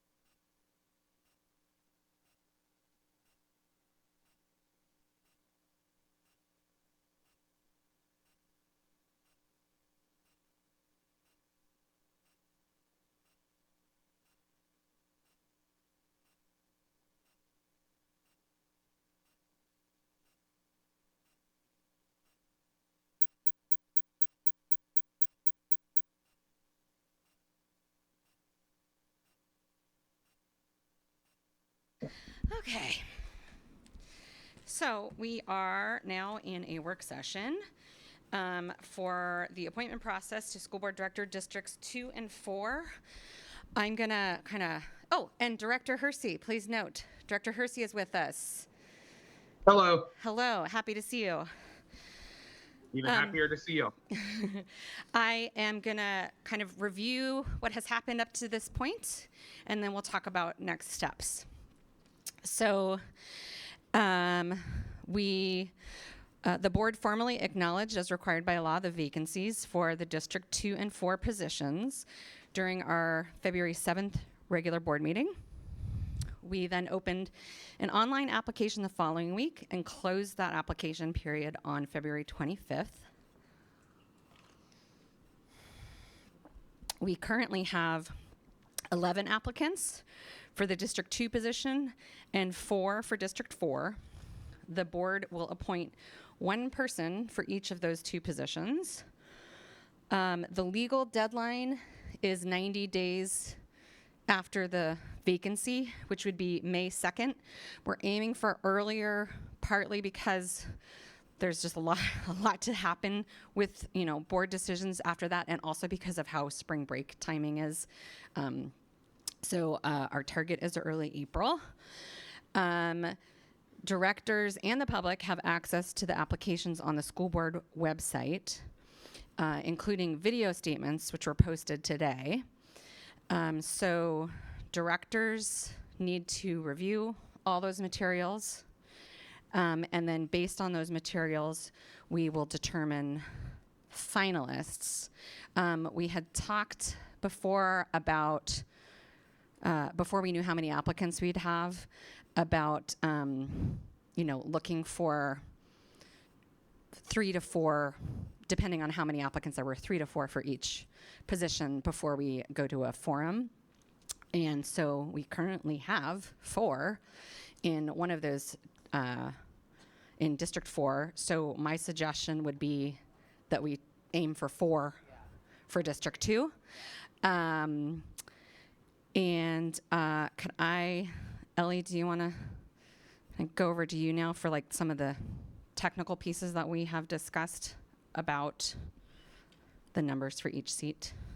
Or do you want me to go ahead and do that?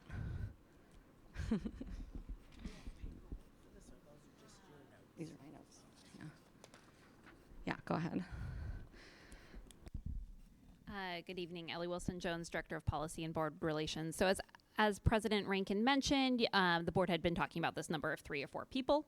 In District 4, you've got 4, and so the thought would be that you select 4 candidates as finalists for District 2.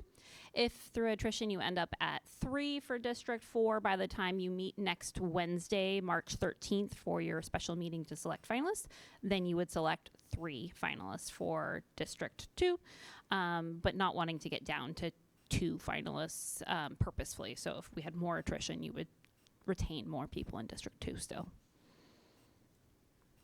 Is that the piece that you wanted me to cover, or was it the next piece? Yeah, no, that's great. Thank you. So this, based on what we had talked about the last time we were together as a board, Ms. Wilson-Jones and I have worked out a few different things. So does that reflect what your all's expectation was about numbers? And does that seem like a reasonable path to pursue? Yeah, Director Sarju.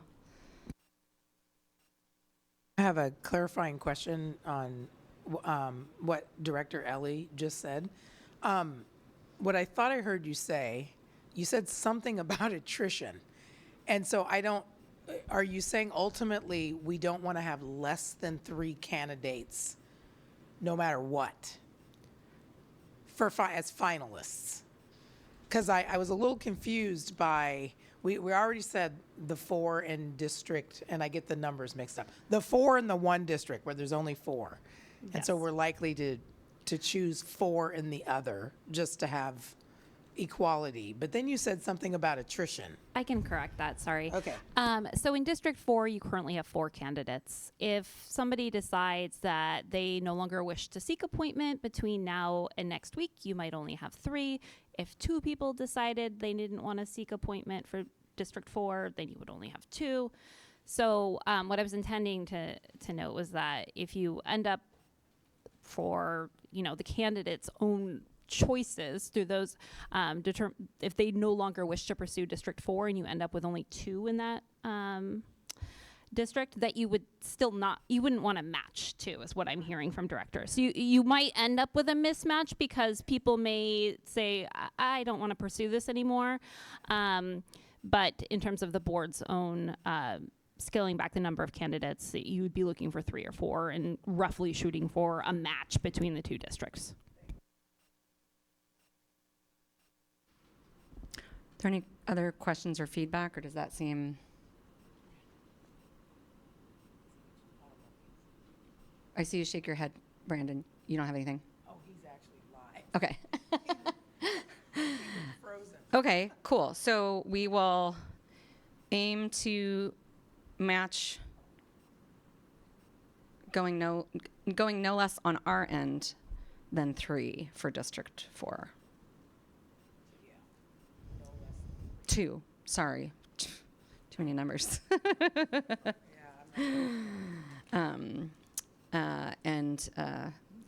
Assume probably about 4 and 4. Okay. Let's see. So now we can talk about how we will narrow down the numbers for the District 2 seat. Actually, before we talk about our criteria to narrow down our numbers in District 2, I wanted to talk about how we will actually vote on those, what that process will be. So, because we will be evaluating independently for ourselves who are recommended candidates maybe when we come next week, and then we'll have, because we can't discuss it amongst ourselves outside of this of the board space. So next week when we come, we will have done our own determination based on the criteria that we're going to agree on in a few moments. But the voting process, I was just going to describe what we could do for that, which was to arrive at our finalists. During the last appointment process in 2021, attrition throughout the process naturally brought the number down to 3 finalists. So I was going to say that board. I was on the board at the time. We didn't have to do a process because people withdrew. In 2019, when Director Hersey was appointed, the board at the time narrowed down to a field of 3 from a pool of 9 applicants. And so my suggestion after talking to Ellie would be that we use the method that the board used to narrow down in 2019, which is rounds of votes. So we would bring our personal top numbers and present them to each other, and anybody who didn't receive a vote from any director would be disqualified. So we could end up with a total of 6 people, and then we would do another round to narrow until we get to a top 4. Ellie can probably describe that better than I just did. It took me a few times to get it. Now that I get it, it does make sense. But I don't know if you could it's gonna please. be better, but I'm happy to try an attempt at different, or also another attempt. So if we have 5 directors that are voting, and so I'm going to call the vote. And at first, a caveat that there's nothing in your policies, there's nothing in state law that says how you have to go about these kind of aspects of the process. You all get to build it together, and what we're walking you through is just the last process a board develops. So in the first round, I would say if you wanted, we're going to say that you're looking for 4 candidates for District 2. You would each have an opportunity to nominate 4 people. You're going to see kind of a grid on the screen, and it will kind of just not presently, but it will track whether or not somebody has received a nomination. If at the end of everybody nominating 4 people, you have only 4 people with nominations, then you're done. You magically were aligned in the first vote, and you have your 4 finalists. If there's some separation, you have 6 people across all of your votes, or you have 8 people across all of your votes, then we take those 8 people who received a nomination, and they become those who you're voting on in your second round. And then we would decrease the number of nominations you had. So in the first round, you each got to pick 4 people. In the second round, you'd pick 3 people, and we'd narrow it down. This isn't a mathematical formula that will arrive at exactly 4 people and just work. There may be needs for discussion amongst you. You may have, when you get to 3 votes each, you might only end up with 3 people, and then you need to figure out how to identify your 4th candidate. So there'll be a little bit of space for deliberation on the board potentially, but basically casting a narrowing number of nominations. I see faces. Does that? Is it time? Can we chime in? Yes, please. So I had sent this in an email to Ellie earlier, and I don't remember if you were on it, Liza, but so when this came up, I did some research into other local districts that have had to go through this, and Bellevue School District is actually going through an appointment process right now. They might be done now, but at the time that I looked into it, they were in the middle of it, and I believe in order to narrow the candidates down to finalists, they did a executive session with the board. And I'm just wondering if that's an option, because to me it feels like doing the rounds of voting feels really awkward. It feels like being the last person to be picked on the kickball team in elementary school. You will like the next thing I'm going to tell you. Okay. which The Bellevue School Board. Yeah. The school board did an executive session so they could speak privately about the candidates, so it wasn't this like public thing where I just feel like for me personally, if I were a candidate, I think that would feel really awkward for me to be like, oh, no one picked me, you know? So I'm just trying to think of like what's the most dignified way to do that.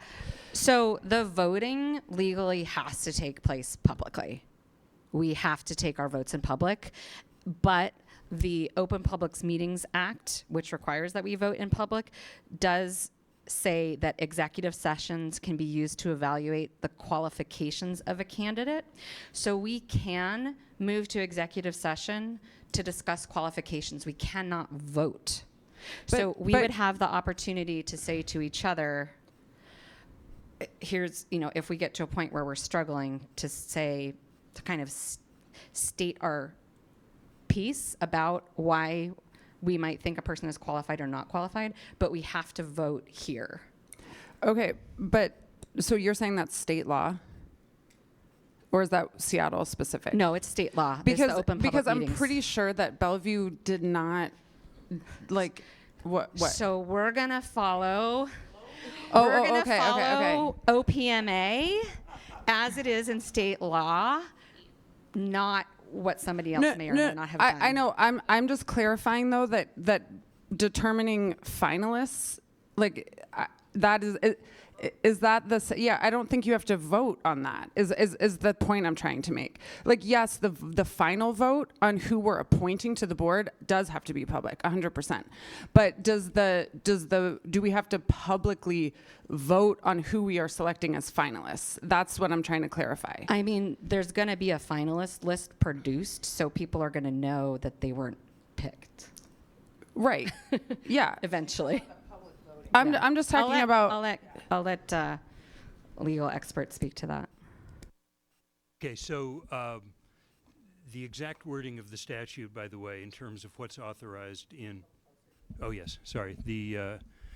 the executive session is authorized to evaluate the qualifications of a candidate for appointment to elective office. However, any interview of such candidate and final action appointing a candidate to elective office shall be in a meeting open to the public. That leaves a bit of a gap because the general rule on executive sessions is you can't take actions or make decisions in executive session, which is why the strong advice is that even the culling down process, including who's not advancing to the next round, it's the way the city council has done it as well, needs to be in an open public meeting. Because if you're in an executive session and agreeing, okay, candidates A, B, and C are not moving on, you are making a decision in an executive session. It is a bit like, not who didn't get picked for the team, but these are people who have commendably chosen to put their hats in the ring, and at the end of the day, one person's going to be chosen for each seat, and that's part of the process. Is there is a public decision making to narrow the field and then eventually choose one person. But you're allowed to have as vigorous a discussion as you wish in executive session about here's why I like A and not B. Director Sarju. So maybe the answer, this is going to be quick. This demands that we have objective criteria. Okay. I don't need to continue, audience. She already answered Thank my you. question. Yes, that will be what we'll talk about next. Director Top. So, in your process here, President Reagan, is it possible for us to have an executive session before the voting in order for us to discuss as a board the qualifications, and is that part of your process here? Yes. Okay. And we could even, if we do one round of voting and have some discussion and kind of think like, oh my gosh, we could go immediately to executive session and then come back if we wanted. But can we start with an executive session before voting in order to Yes. talk about qualifications as part of the The process? agenda currently, as President Rankin has designed it, starts with an executive Okay. session, Thank and you. then at any point during your meeting, you can, by properly calling the executive session, recess back into executive session for however long it takes. The boards in the past have been really successful in talking about the candidates they're excited for in positive ways in this space. So I don't think you would need to contemplate that you would have to sort of say all sorts of negative things about candidates publicly. Basically, my understanding is the part we can't do is say we're going into executive session and then come out and say we have our top 4. Ooh, sorry. That addresses my concerns. I didn't want to be in a situation where we had to where we were publicly discussing people. That just feels really inappropriate and wrong. So I'm good. Great. Okay. If we feel ready to move to the next topic? Yeah? Okay. So we need to talk about criteria, and then we need to talk about the candidate forum. Those are the next 2 pieces that we have coming. So I think what I would like to do is talk about the forum first, since it's kind of procedural, and just go over that, and then have room for the discussion about criteria, if that's okay. So the forum, we plan to hold a candidate forum for both districts together on March 27th at Lincoln High School, which happens to be the high school of one of our student board members.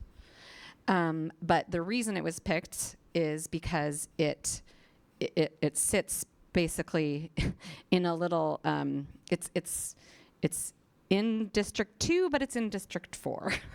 So it's a nice, there will be, that high school represents a lot of families and community from both districts. So that seemed like a nice place to hold the forum, make it more accessible to the families and community that these districts will be representing, although it is open to everyone because, of course, we come from certain districts, but we all together represent the entire city and all of our kids.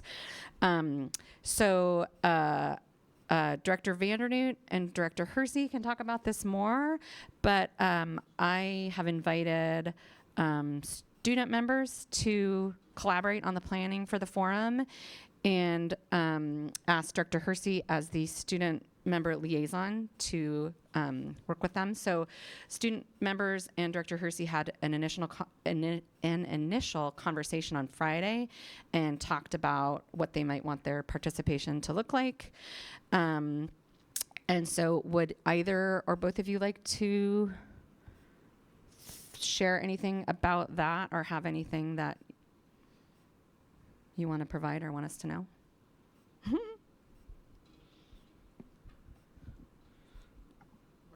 Go for it, Director Vandernoot. We had talked about potentially helping come up with interview questions to ask the candidates, and then also have us look over each of the candidates applications, and then write a paragraph about what we thought about the candidates and our top picks and stuff.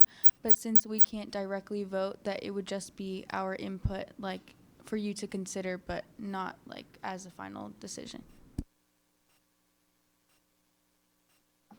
I believe also that Director Muthuswamy was interested in facilitating the questions, or not necessarily the questions of forum in some capacity, whether that be in a team format between directors and Director Muthuswamy, or school board directors and Director Muthuswamy, or however we want that to look. I don't think that there was interest, and correct me, Ayush, if you're in the room, I can't see. He's not. Okay.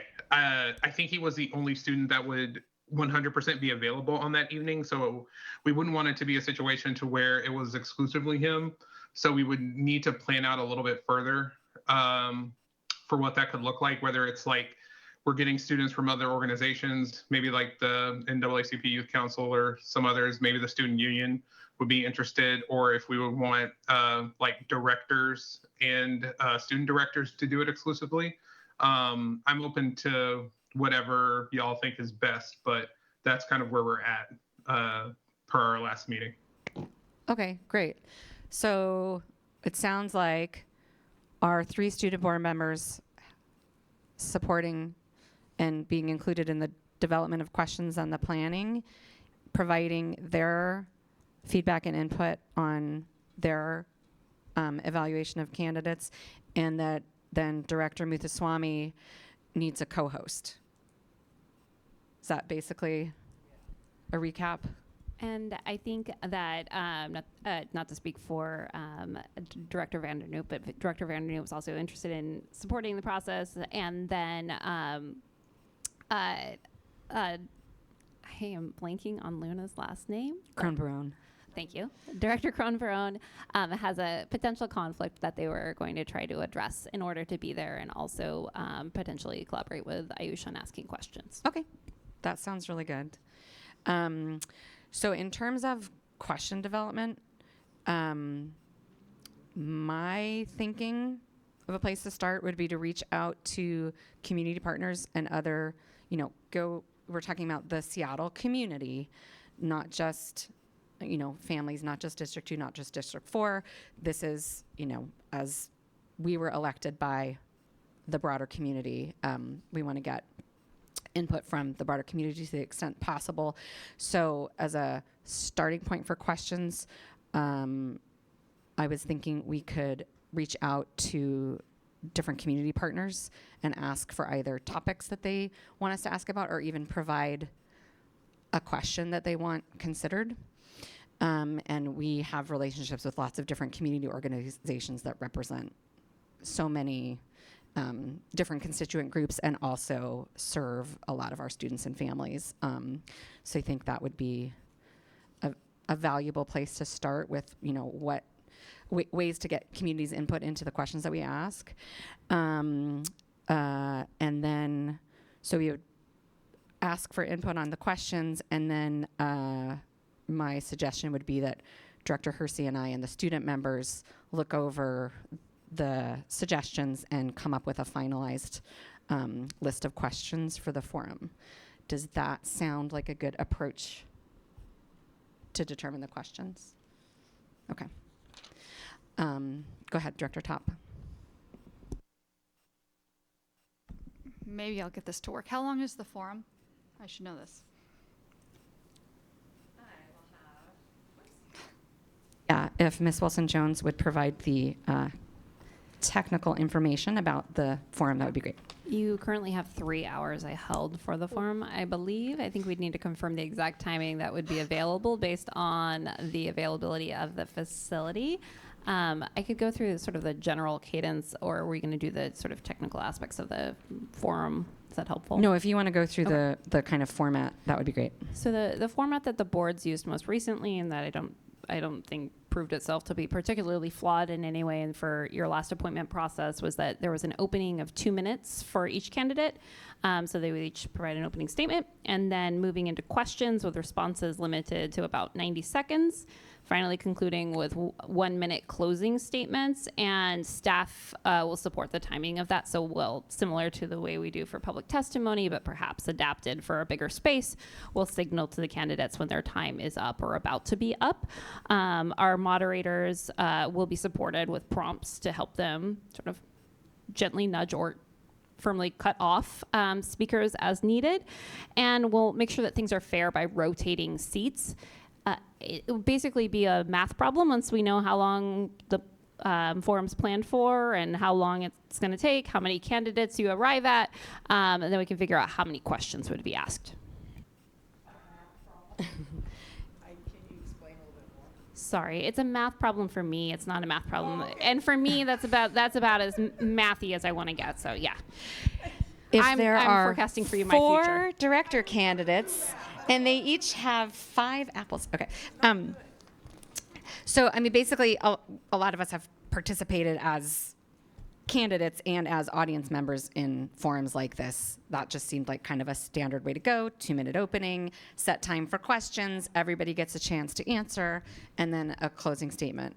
3 hours seems really long. I know there's 8 candidates, but still 3 hours seems very long, especially for the candidates. Yeah, no, I mean, board meetings are longer, but I agree. That No, feels really long. I think I think what you were saying is that 3 hours is the time that has been blocked. 3 hours is We the don't have to time take all been of the it block. necessarily. I think I would defer to President Hersey to speak to what it looks like to be in multiple 3-hour forums. It's not unprecedented, but I don't know that it yields different answers over the course of your 3 hours. Yeah, no. I mean, having lived through it, I would definitely not recommend a 3-hour forum. What I would say is definitely also, though, you can just work backwards to kind of see how long you're giving each candidate to answer the question. And that's really going to be your determining factor, right? So if you give each candidate 2 minutes, 90 seconds, or 60 seconds or less to answer some of the questions, and those can be different, then that's going to tell you how many questions you can get in and whatnot. So instead of like just, looking at it from that lens, think about how long you want the responses to be. Director Sarju. So that said, I want to caution us by some people are not great public speakers. That doesn't mean they wouldn't be good board members. Some people need a little bit more time because of an unseen special feature they might have in the way their brains work. They might need a little bit more time. And so I'm not saying let's give everybody 5 minutes, but this is an opportunity where we can actually be mindful of people who have disabilities or have, I call them special features, because they're the things we can't see. And just looking at the person, you're not going to know that they might have a slight speech impediment. And so I really want us to have that orientation when we're deciding time. Like, let's not give people 5 minutes, but also let's not just give them 60 seconds. I don't think that's fair. And it will take the time that it takes. Some people will use the whole 2 minutes. Some people won't. But I don't want to short change. Is that a thing? Short change people's time to their detriment because we can't see something. That's my opinion. Take it or leave it. Something we maybe before, I don't know, Ellie. So we could, as we determine our finalists, maybe ask the board office to reach out to the candidates and ask about any accommodations that we should provide. Sure. I don't know what it looks like. I'm just making a recommendation. I don't have a feedback on that piece. I think that would be for okay. directors to determine. I could speak to how long, a little bit with more precision about how long your last 3 forums were. They were each 3 forums over the course of 2 appointment cycles. Each were scheduled for 3 hours, and each ended up taking less than that. They each were about 2 hours and 45 minutes, but differing numbers of candidates, and those were each for 1 district. And they did go on. The answers from the same candidate overlapped, if that makes sense. So people ended up talking about the same subject more than once. Got it. So maybe that speaks to we should be really smart with our question selection to make good use of the time that we have to get to know folks.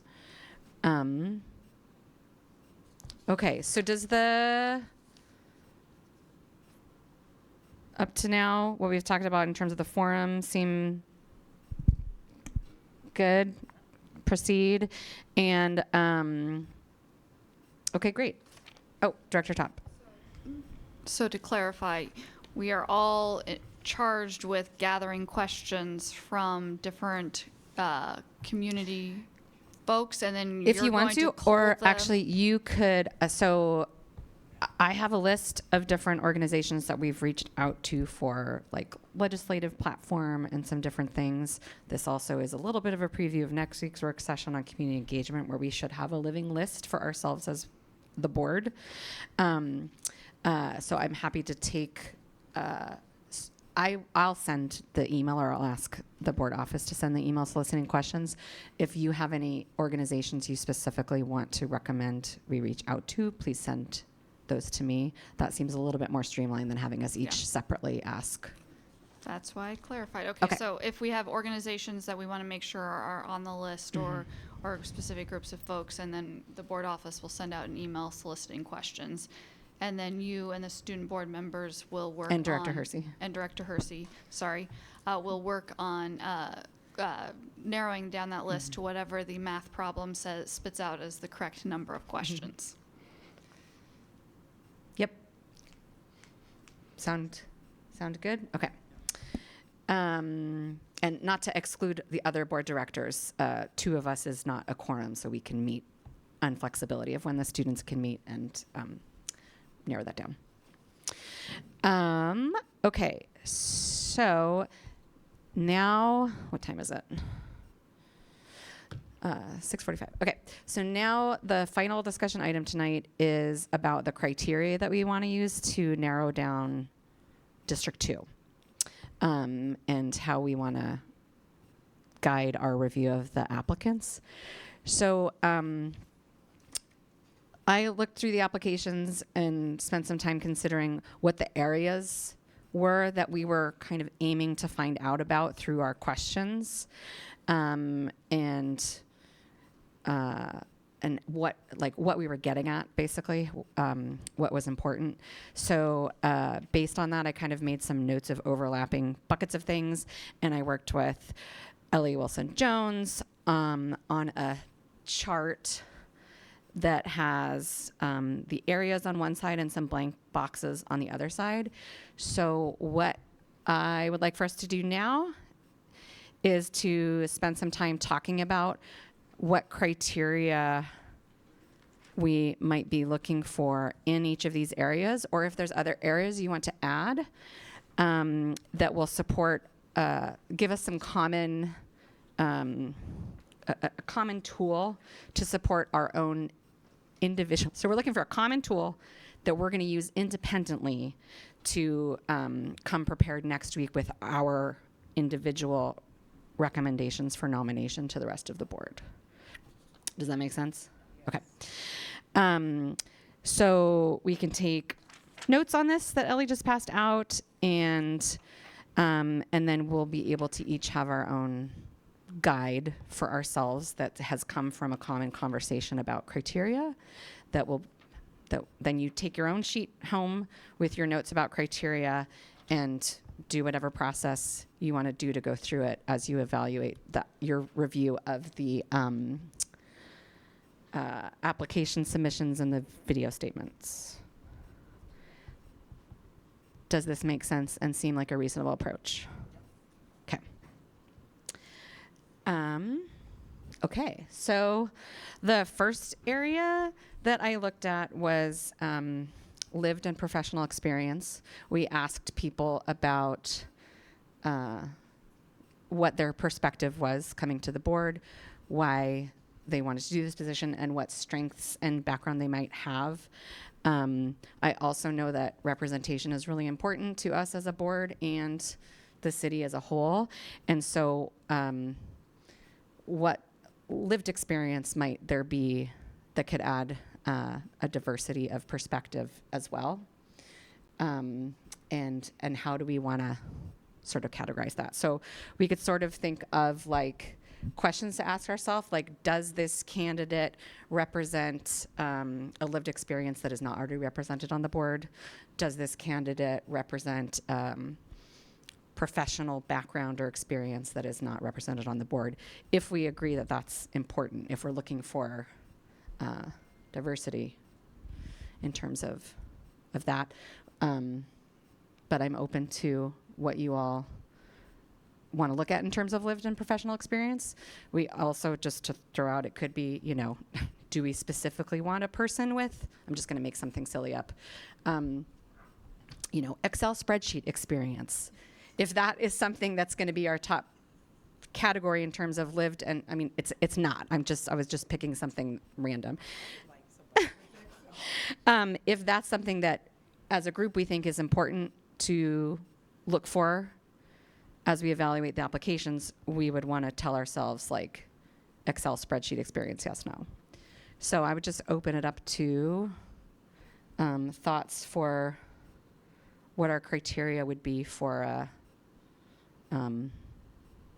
look fors, I guess, in each of these areas. So I guess, I mean, what I'm feeling is that we have these 5 criteria here, and I think these are great because I think they map to the questions that we asked on the application. Yeah. So, and then I don't know, like, I guess it feels like it's kind of up to us each individually as we're, like, maybe this is what we talk about when we get together and discuss. Like, I guess I'm a little bit confused by the getting more specific than these 5 criteria. Well, so for example, the second one is connection to director district community. If we value a strong connection to their individual community, would we want a criteria to be demonstrated strong connection to community? Or, yeah, I mean, I guess to me that's implicit in the criteria. But how do we want to define what that means? Well, right, and I think to me that feels like a discussion. It's sort of like I felt that this person demonstrated that because of this. Yeah, right, but we're not talking about individual people right now. Superintendent Jones? Yeah, may I? So when we talk about lived professional experiences, for example, on this board currently, we have public health, labor, teaching, legal, storytelling in terms of competencies. So a way to get at this might be, how might someone leverage their diversity of experiences into this board? And so be seeking what's your superpower that you're bringing? What's your learned experience that you can bring forward to complement what we already have as a board? So I think that's when we talk about lived and professional experience, and not just do you have them, but how would you leverage them and utilize them?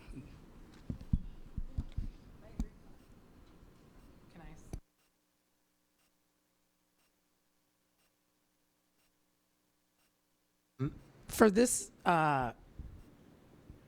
so I understand why we're interrogating this. Like, it's not exactly clear. For example, with the, I can't really read that, but I think it says, my glasses are right there. I should put them on, but I'm not. Connection something something. What does the second one say? Connection to director district. Right. So the way I would see how, so we would look at the application, we would look at the answer, because these are very similar, if not directly quoted from the application. We would say, let's say the connection is, has lived in the community for 37 years and has been active in whatever ways they list. Like, to me, that's an objective extrapolation of their connection. And so we're looking at the application, and if the question is describe your connection, then we're looking at what was the answer? How did they say they were connected? I don't think we need to list criteria of what that means.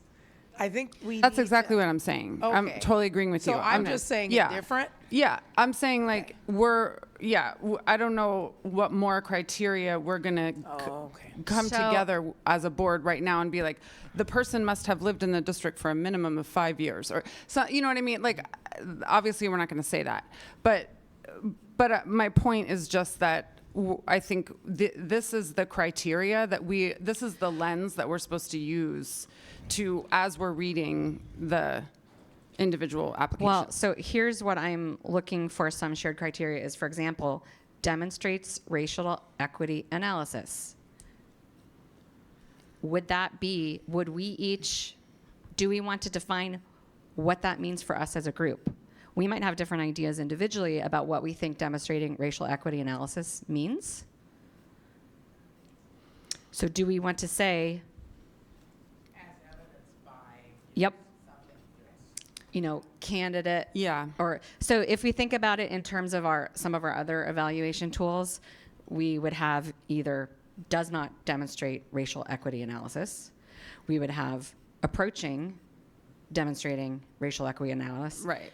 Meeting demonstrating racial equity analysis, and mastering demonstrating racial equity analysis. So we don't have to do 4 steps for each thing, but kind of, I think it would be helpful for us to come up with some shared definitions of like what meeting or mastering might look like to us for each of these. Does that help? Yeah, and I guess maybe what I'm feeling, I guess, I think maybe I was stumbling on the lived and professional experiences because I just feel like that could take so many different forms. So, well, that's what we should, it's like, is it important to us as a group that we, lean more in favor of candidates who represent different lived and professional experiences than already exist on the board? Maybe it's not. If it is, we should say that a criteria is that well, I their wonder lived if and we professional should experience is not already represented. I mean, I wonder if we should rank these criteria in order of importance. Because that, like, maybe that's a tiebreaker thing or something, like it's not the most important thing, but if like all other things being equal, this person brings a unique skill set that's not already represented on the board, like that might be the tipping point, So I don't know that I'm not sure that all of these things are equally important to us. Like they're all important, but I'm not sure that they're all equally important. Which is so, like, again, because we're not gonna sit here in public and like we're not filling out a scoring sheet. We're not giving everybody a number, right? And bringing that. So you could yourself be like, oh man, these 5 candidates I think are the ones I want to nominate. I really value that this person brings a different experience. That's helping me make my decision about my top 4 that I'm going to bring next week. So we don't really have to rank them. I think we're looking for just like a shared definition of what meeting the standard what meeting the expectation or would look like. Okay. Is that, am I? Yeah, okay. We don't need to get too far in the. So what does that look like? So then, what would meeting an expectation and lived and professional experience look like then? Well, so the question would be, is it important to us that we consider, or that we sort of give weight to, lived and professional experiences that are different than those already represented?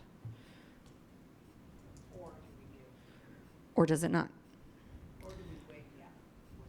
I mean, that's what I mean. I'm like, it would be great. I think it would be great, but I'm not like, that's what I mean. I'm like, that's not, I don't know. Sorry. I'm not trying to like hog the conversation. Can I interject? Yes, please. Please. Yeah. So really what we need to be doing is starting from our strategic plan and from the goals that we've set out for ourselves and really taking a look at those things, because we need to be leading with student need first. And like professional experience on the board, that's all fine and good. But what I want to understand is like, what is the understanding of the goals that we have set for our students? What is the understanding of their strategic plan?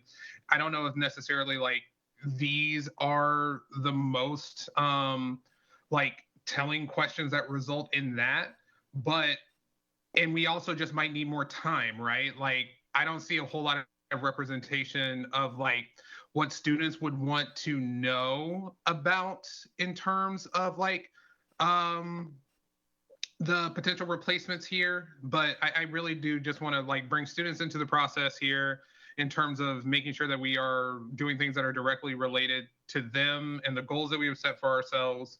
And then maybe that means that we need to take a moment and like think about what those questions and criteria can be and then come back together. Is there a time issue that we need to have this particular piece done here tonight? And can I just say one more thing? So I think what I'm trying to say is actually very adjacent to what Director Hersey just said, which is just that like what I will be thinking about is our goals and our our mandate, which is focusing on student outcomes. So I'm thinking about which of these criteria are most related to that. And to me, it's the understanding of board role and demonstrating racial equity. Those are the two that are the priority for me, because they feel like the things that are the strongest levers we have to advance student outcomes. So then when we talk about lived and professional experience, that's when I'm like, well, it'd be nice, but it really depends on where the candidates land around those two things. That's what I'm trying to say. Director Tom? I think I understand what you're saying there, because it's not like, is there someone who has different experience or different lived experience than us, but will their experience enhance our ability to reach our goals to meet student outcomes? I think that is more, and maybe it's not just defining board criteria, but just expanding the area for review a little bit with that context. Like, we are looking for a connection to the director district community from someone who brings that experience that is going to help us then reach our goals for student outcomes. I think that's sort of the underpinning of each of these, is that we want these buckets to the most qualified person is going to help us reach our goals and bring the skill sets and the lived experience in order to reach our goals. Yeah, I could not agree with that more. And what I would just say is, like, how can we retool these questions to meet that, right? So lived and professional experiences, maybe one of the questions is, or like the criteria, are we looking at utilizing these as questions per se, or just scoring metrics? No, this is a way for us to evaluate the questions we have already asked. And so what I'm looking for is a shared understanding of, like, so understanding of board role. What would be the criteria that we agree on shows us that there is an understanding of the board role? Absolutely. And so the criteria then is like what we go back to see, like, what is the board role, right? Like, have they shown us an understanding of, like, student outcomes focused governance? Have they shown us an understanding of how are we moving through some of the policy decisions that we are moving in the next few weeks here? So that's how I would just, like, make sure that I would want to characterize these, to make sure that they are explicitly linked to what we've been working on for the past couple of years. Yes. So that is exactly what I think we're saying the same thing. That's exactly what we want, which is just, and again, we're not scoring these on our own, but what I'm trying to avoid, and I know what Michelle went to earlier, is I don't want us coming next week and we don't have time really to go back and think about and come back together because we have to pick the finalists next week. What I don't want to have happen is to have us go, I don't know, I just like these 4 people. That just, you know what I mean? Like, I'm trying to give, like, for myself, I want kind of a shared understanding of what we're looking for, and also for just to put some objectivity. It's not going to be objective, obviously, but to put some kind of objectivity into it to both help ourselves as we're determining our own candidates that we want to nominate, but also give a foundation of, you know, actual evaluation on our part, as opposed to just, I just liked these people. Yeah, Lola, go ahead. I'm wondering what criteria was used in previous years. Like, how did you guys come up with that before? There's some possibility that I'm forgetting some aspect of the process, but I do not believe that this was a process element in the last appointment cycles. I can attempt to prompt that might generate what you're hoping to populate here, if that's helpful. Okay. So I want you to imagine the words board criteria are not in the second column, and that it instead says notes. And that you've had this conversation today and you generally agree that the things in the left column are key focus areas. So you're taking this document and you're looking at your applicants and you're kind of taking notes for yourself about what they've said in these areas, and you're thinking about the things that are resonating with you. Now, if you were to come back together and discuss those things and those areas that were resonating with you and that were individual priorities for you, what might some of those things be shared across directors? So we're kind of doing this like in the opposite direction, but if you have things that you think might be sort of shared aspects of people's applications that you are like your priority in that area, you could talk about them today, and that way your colleagues will also have the benefit of your ideas about what you're individually really looking for, so that they can scrutinize applications based on sort of that lens. So I heard, lived and professional experiences. We heard from Director Top that the thing she's going to be really looking at in applications is, will their experience sort of catalyze the ability of the board to reach goal and for the district to reach goals, right? So that's one thing that you'll be looking for, and that if you were to take notes, it would probably be you'd be showing evidence of that aspect of it. So my chicken and egg thing might be horribly unhelpful here, but that's how I kind of think about that column.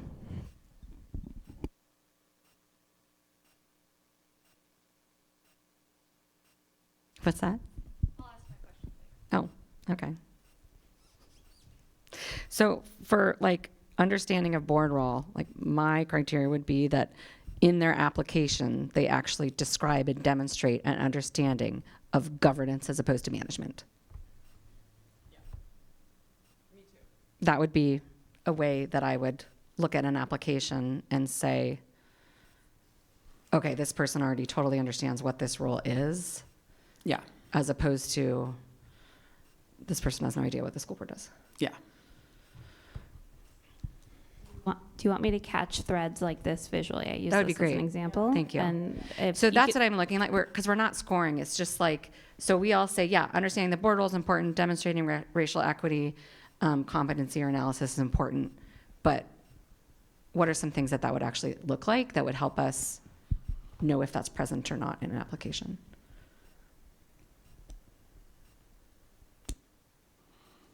Are you asking the question for the next one? For any of them. Okay. For any of them. And President Rankin, can I cut in? There were some other things mentioned, but I'll let you re-mention them before I add them there, so I make sure I capture it in your wording. Taking a note in the first column, I said diverse experience that will actually help enhance the board's ability to reach our goals and help students, because that was mentioned in the conversation. And this obviously may be like common sense and just a baseline standard, but for collaborative skill set, I had wrote ability to communicate clearly and rationally, because it's unhelpful when people are quick to get defensive and like kind of speak in a hostile manner. People need to be able to communicate with people that disagree with them without getting upset.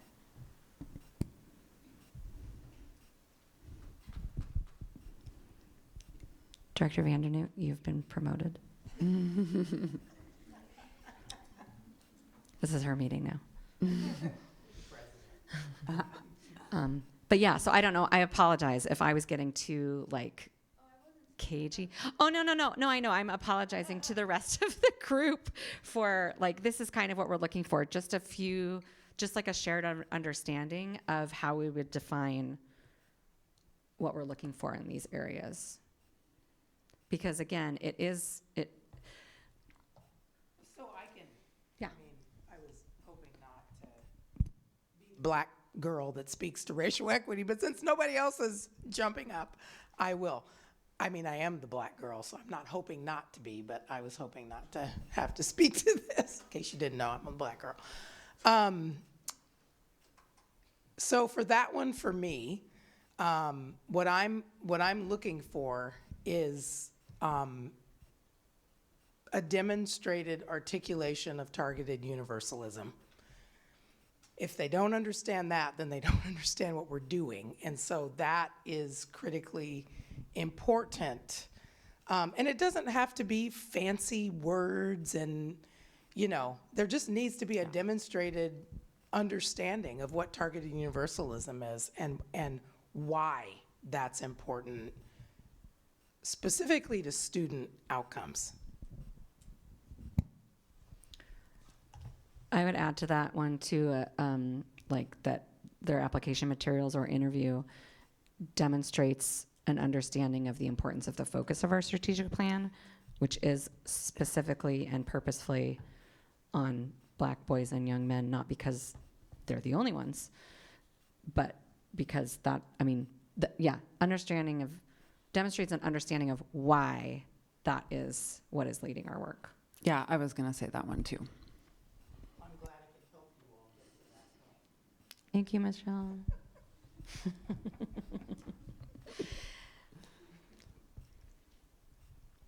Gina, do you have? Struggling with that tonight. I mean, isn't the connection to the director, thank you, connection to the director district community, like a demonstrated, like, isn't it just a strong connection? What exactly are we looking for here? What? I mean, so again, we could also What is a say, strong connection? we could also say we don't care. They're a registered voter in the district. They're eligible for the seat. That doesn't matter. That was just, I looked at the questions we asked. Yeah, no, I think that And this then is kind of important. I drew just a can't line. figure out, like, Yeah. what does strong connection mean? Well, it demonstrates a strong personal connection and experience working with community members from District 2 or Seattle Public Schools, or like, because here a question too is like, would we want to describe a strong connection specifically to any school community, or just generally demonstrated work in and with Involvement. community where they live? That's for us. We could decide that. I see the problem here is when we insert the word strong, that is not objective. Because what's strong, like, tell me how strong is objective. What would be an example of an objective strong? I mean, I'm not asking for the answer, but I think, is that a yes, no question? For me, it's yes, for me, the answer, I would be, okay, they've lived in the district, and they have participated in something, right? Like, not just living in an apartment and having no engagement, right? Like, that's, and I don't know that we've seen that in the applications. I mean, I haven't gone through every single one yet, but I think if we're gonna put the word strong on there, then we have to define that. Because otherwise, what may be strong to me is not strong to Gina. What if we just say demonstrated, like we did with understanding the board role? Like demonstrated connection, and that could look like involvement in schools, involvement in other community organizations, but that there's some evidence that this person is actively engaged. So I think everyone should start with demonstrates. Each one starts with demonstrates, and each one finishes in a manner that advances student outcomes. And whether they're strong or weak is your determinations as you see. Right. Yeah, that's as you right. see That's right. Yeah. Their demonstration. Yeah. So they demonstrate an understanding of the board role in a manner that advances student outcomes. Yeah. Demonstrated racial equity analysis in a manner that advances student outcomes. Now, whether that's strong or weak is your determination as you look at as the candidates express themselves. So the last time thank you for that, Dr. Jones. The last time I participated in a process like this was actually for a task force selection as a board director, but it was more of a group meeting with scoring. But this is essentially, it was like, do they demonstrate or have evidence of this thing? And then we did score, and then there were some that were like, they didn't, like connection to director district community. I can't remember, but if there are any applications that, just say, I live in this district, and that's where it ends, that's kind of like, that doesn't really demonstrate experience and connection that would, Ellie. Can I go back a moment and capture what you had, Dr. Jones, for the beginning and end of the sort of prompts we wanted to include here? I didn't get your exact wording, and I wanted to capture that. I don't have pride of ownership of these words, so we can change them. Demonstrates their connection, their understanding, their racial equity analysis. And then the last part is in a manner that advances student outcomes, or in a fashion, or with a strategy that. Or what about that supports our goals for student outcomes, or that supports making progress on our goals for student outcomes? Yeah. Okay.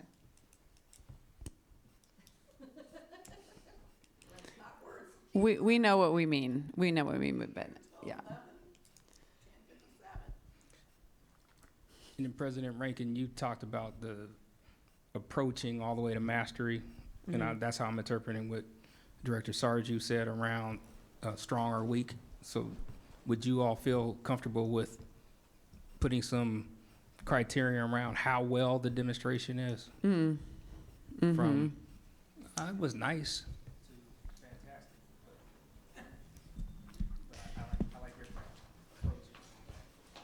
I think that's fine, but I'm going to look at legal counsel here. This will be publicly disclosable, right?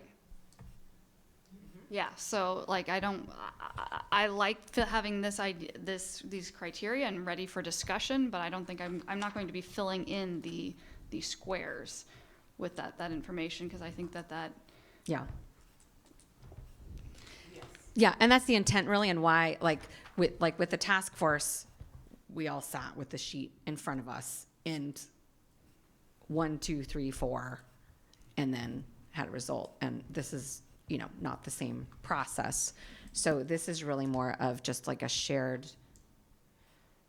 general evaluation tool for us to use, so that I'm not going, well, let me take a look at these candidates. I really want someone who, does these 4 things. And then Gina's saying, oh, I'm going to rank my candidates now based on, these totally other things.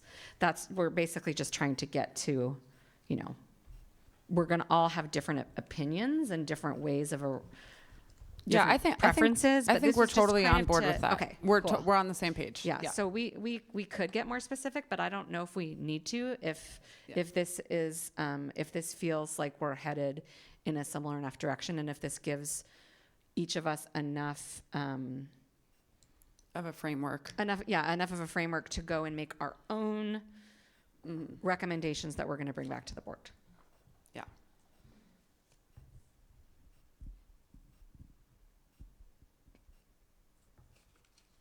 And if this does that, and we don't have anything else we want to add to it, we're done. And I would say too, we can also, so this is just for us to use to bring our top recommendations to the full board next week for narrowing down for the area where we have a lot of candidates. And then we could continue to build on it. If we wanted to use it after the forum, we might, after the forum, have no need for it anymore. We might want to add other things to it for ourselves, because I guess we haven't talked about that yet, have we? The process for actual selection. We haven't gotten there yet. You have not. I can Okay. preview what the board's done in the past if that's helpful, but we can also hold you in suspense if that's more exciting. You can give a little preview if you want, but I guess I'm saying if we feel like this is helpful instead of grounding our own personal directions, but it's so funny because we are individual people with individual perspectives, and yet our responsibility is to be like, we really don't have any, we're not individual agents. So looking for basically the, common, making sure we're going towards common goals, even though we may have different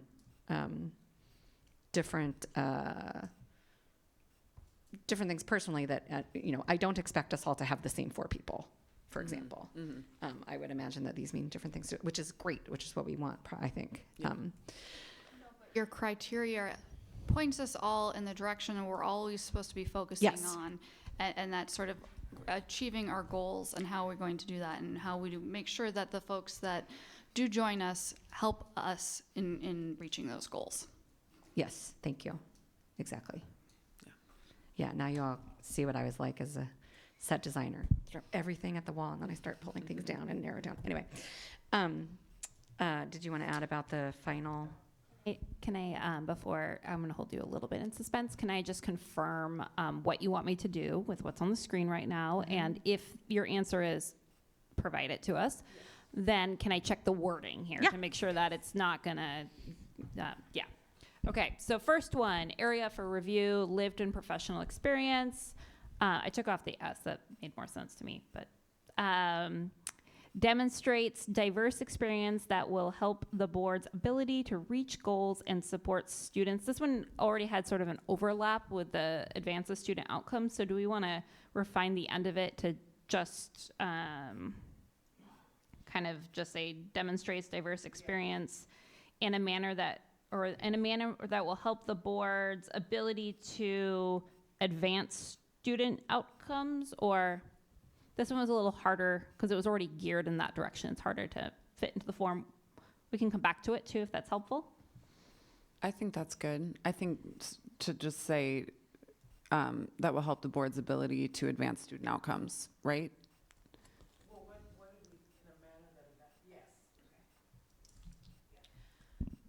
Okay, so the next one then is connection to director district community.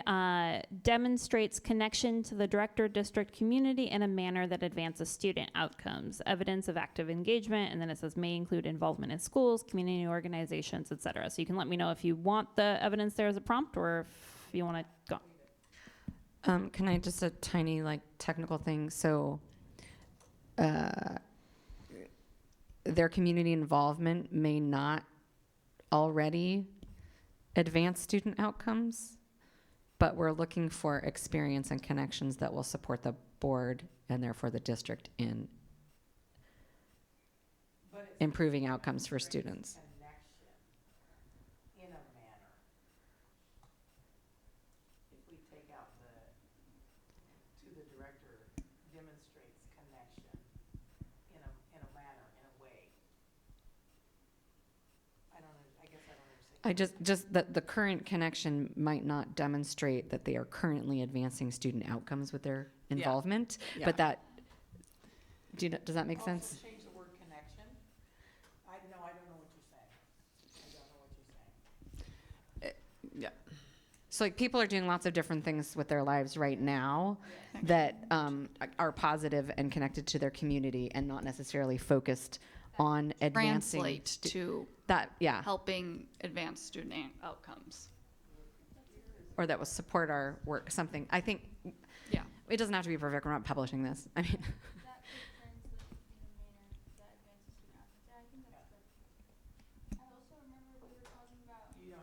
Oh.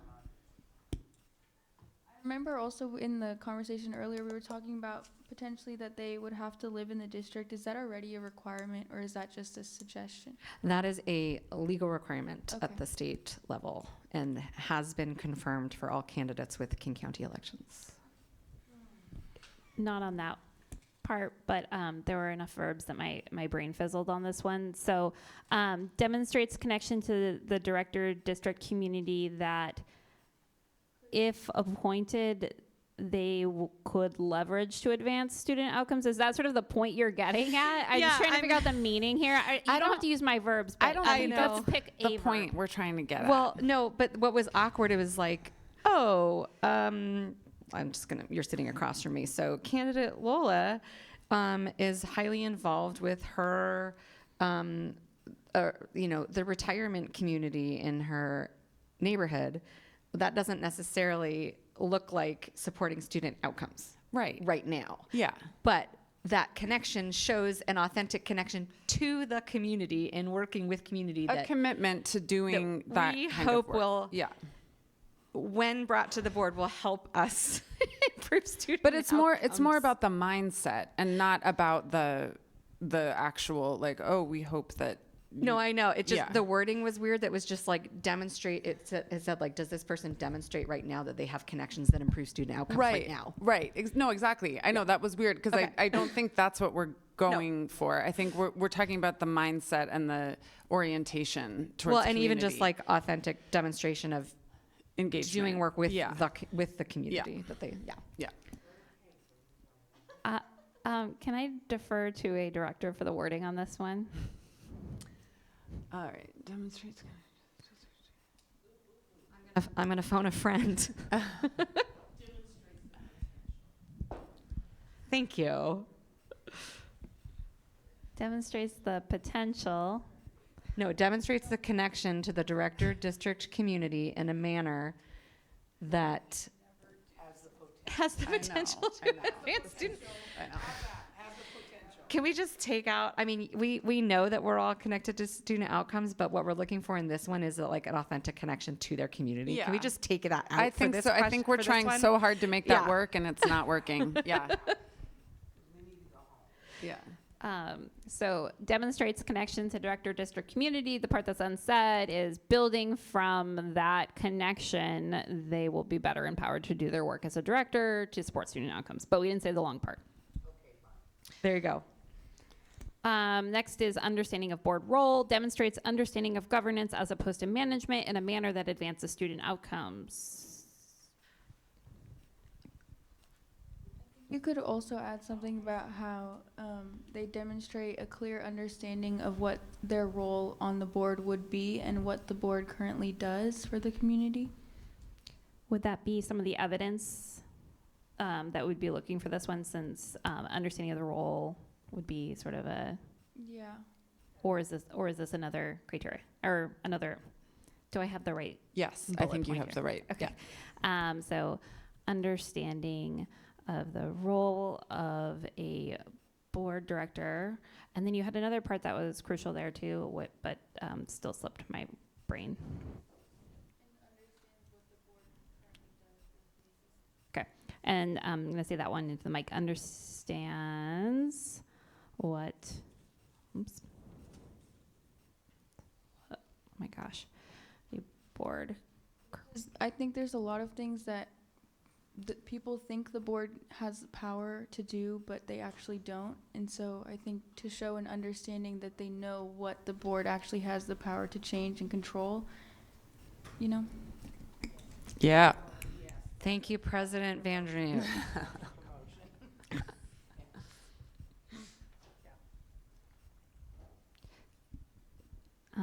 The power, and can I add to capture the other side of it, the power and responsibility? Sure. Okay. With great power comes great responsibility. I'm so sorry I had to say that. I'll say, okay, to control.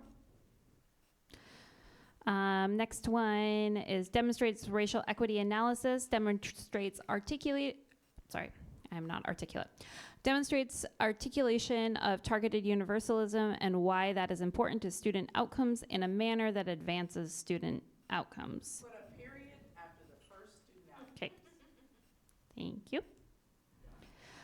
Evidence application materials demonstrate understanding of the focus of our strategic plan. There is a specific question about board policy 0030. I don't know if, but I mean, that's in line with the strategic plan. I don't know if you want to give yourself a prompt that that you're also looking at that question too. If so, you have to give me the words for it. I think that's good. Okay. Yeah. Collaborative skill set demonstrates ability to communicate clearly and rationally in a manner that demonstrates. Perfect. I think we're good. This was just to make sure you were paying attention still in a manner. In a manner that advances student outcomes. Is that the? Do we need that? Supports the advancement of student outcomes? Yeah. That- Or that will support the advancement of student outcomes? Well, it supports the functioning of the board Yeah. to advance student outcomes. Supports the functioning of the board to advance. That will, okay, support the, I think that's good. Yeah. Oh, yeah. Support. Well, whatever.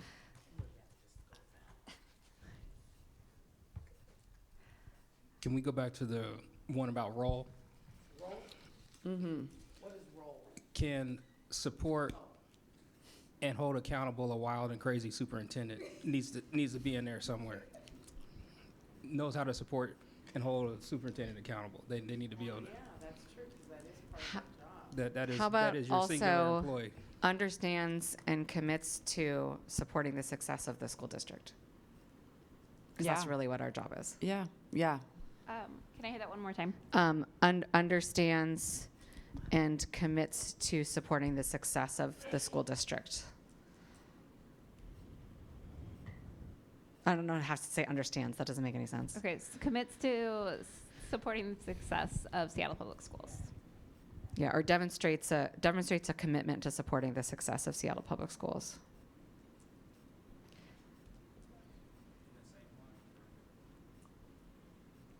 Well, that would be connected to supporting the success of the superintendent.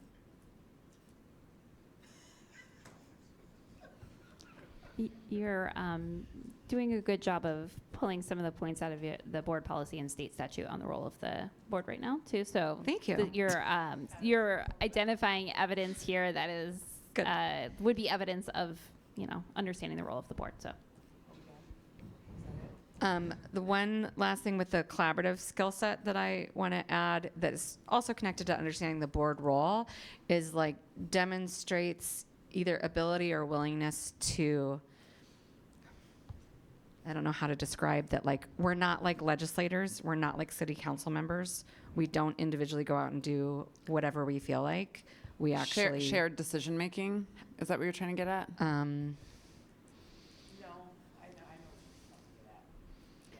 Again, it doesn't mean we can't disagree, but like there is a different kind of understanding that like you're part of a body that and we're Demonstrates the ability to, or demonstrates the understanding of the difference between board governance versus representative governance.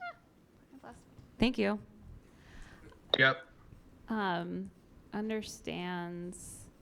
Sorry, it jumped off my end off the screen right when you said that. So understands difference between board governance and representative governance. Okay. Yeah, or electoral district governance, whatever the right word is. We can fix it on the back end. Or as part of collaborative skill set, demonstrates willingness to participate as a member of a board governance as opposed to.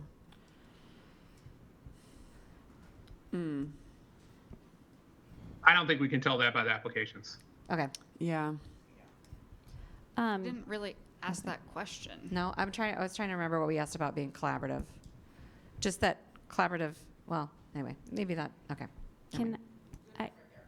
One place where you might see evidence of that would be like the educational issue they bring up and whether, as a board director, I will independently champion this one thing and make it happen because I will be a board director and I will have been able to do that, but they will be able to do that. I'm running for class as president because I'm going to bring board. the vending machines back to the cafeteria. Yes.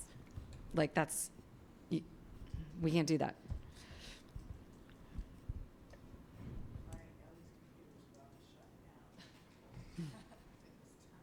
Something that might be interesting to add for the last one is that they're good with adaptability, because sometimes we can have lots of like really quick changes that need to be addressed, and sometimes there will be lots of people that come and protest and you need to be willing to like solve that right now.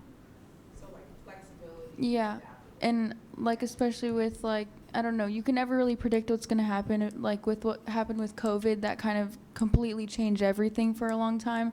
And if somebody's not good with adaptability, that probably wouldn't be great to have them in this type of role because it impacts so many people.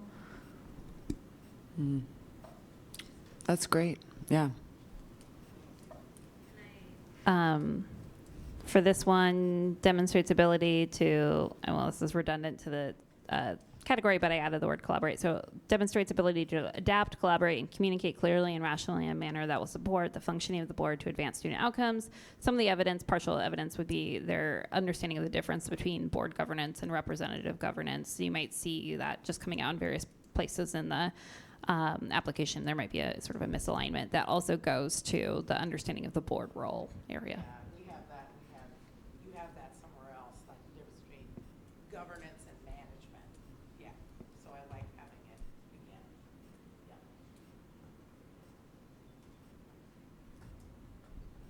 Oh, yeah, adapt, okay, yeah.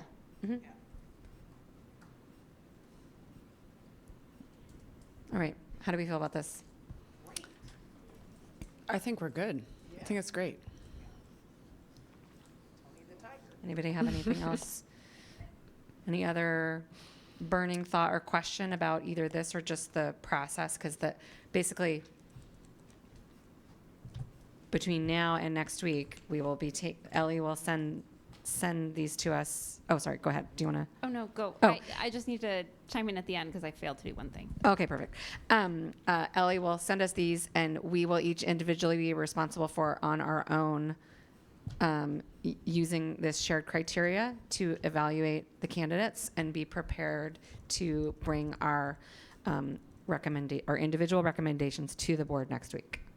So, quick question. Because in District 4 we only have 4 candidates, we're not worried about that for this particular. We're only looking at District 2 candidates right now. Is that?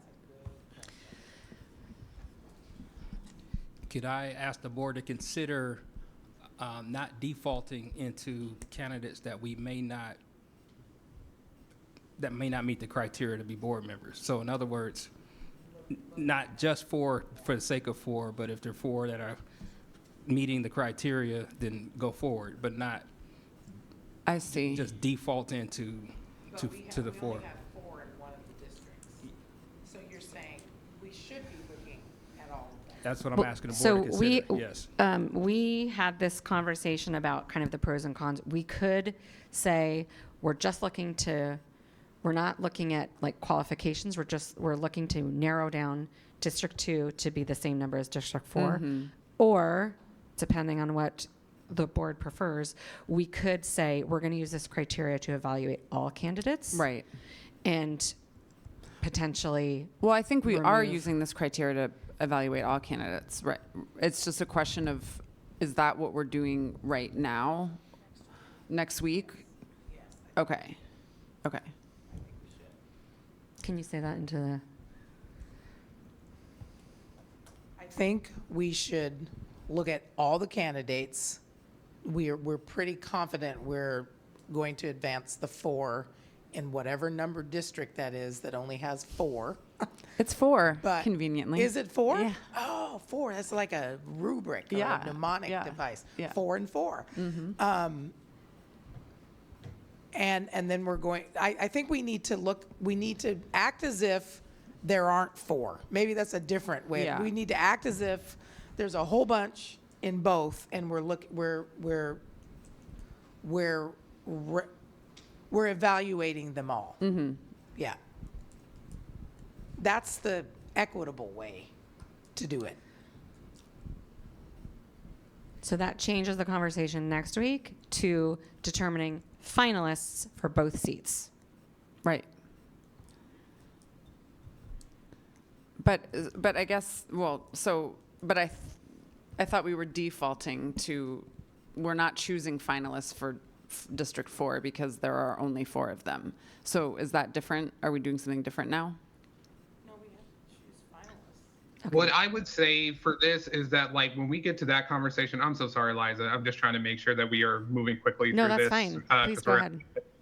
What I would say is, like, unless you have a very strong opposition to someone proceeding, then we should operate as though we are moving forward with those 4, right? And then then the director, if they have a strong opposition, will need to raise their hand and say, hey, I think we need to put this to a vote. But I think that accomplishes both the aspect of what Superintendent Jones is asking us, and just for the baseline in terms of, if we were not to do it that way, we would have evaluated District 2 candidates with a measure that we did not use for District 4 at the beginning. So I think that's how we should do it. Unless you have a strong opposition, we should operate as if we are going forward. But if you do, say something. So I want to make sure I have the right understanding. We will, for ourselves individually, use this criteria on all candidates. But our end aim for next week is to have 4 and 4? Unless someone has really strong feelings about Okay. somebody in. Right. Yeah. Okay. In so which case, we're not going to Dr. Jones's point, we're not going to advance just for the sake of advancing if we have like serious reservations. But we'll do that Yeah. do that in public, right? Yeah, Or right. Yeah, we will, or we We'd would have do to put that- it to a vote. We have to is- put it to a yeah. vote. Yeah. Right, Ellie? Can I ask a process question for how you expect this to look next week? So you have you take this as sort of your guide to reviewing your applications. You come to the meeting. You begin an executive session where you're individually talking about candidates, and then you get into the business portion of your agenda. Does that have two action items? One is a selection of the finalists for District 2 and selection of the finalists for District 4. And for District 4,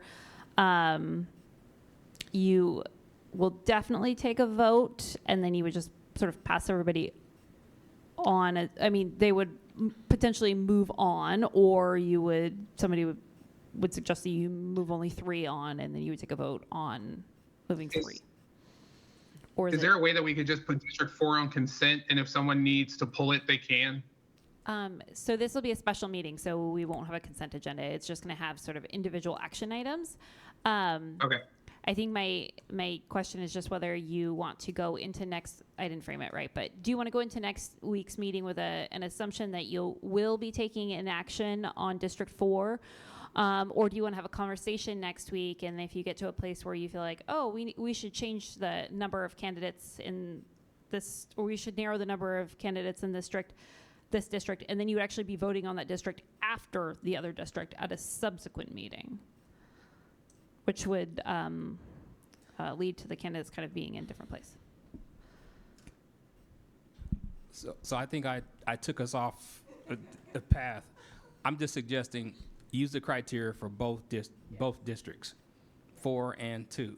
If you have 4 at the end of your evaluation of 4, then same place. But if you evaluate it down to 3, 2, or 1, you're just using the same criteria for both. I'm just saying use the same rubric across the board.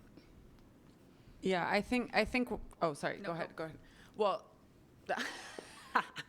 I think that we're stumbling because there's like we're saying we're whittling down one group but not the other, and so it's just creating a lopsided process. And I think operating from the perspective of that nobody in District 4 is going to be scrutinized or evaluated is the better word. That we're just going with that, I think that's what's causing the problem here. And I think I know, but we've also, the premise of this whole conversation is that we're not changing, we're not narrowing down the pool of District 4. Like that's we went into this conversation saying we're not narrowing that pool down, we're only narrowing down the pool of District 2.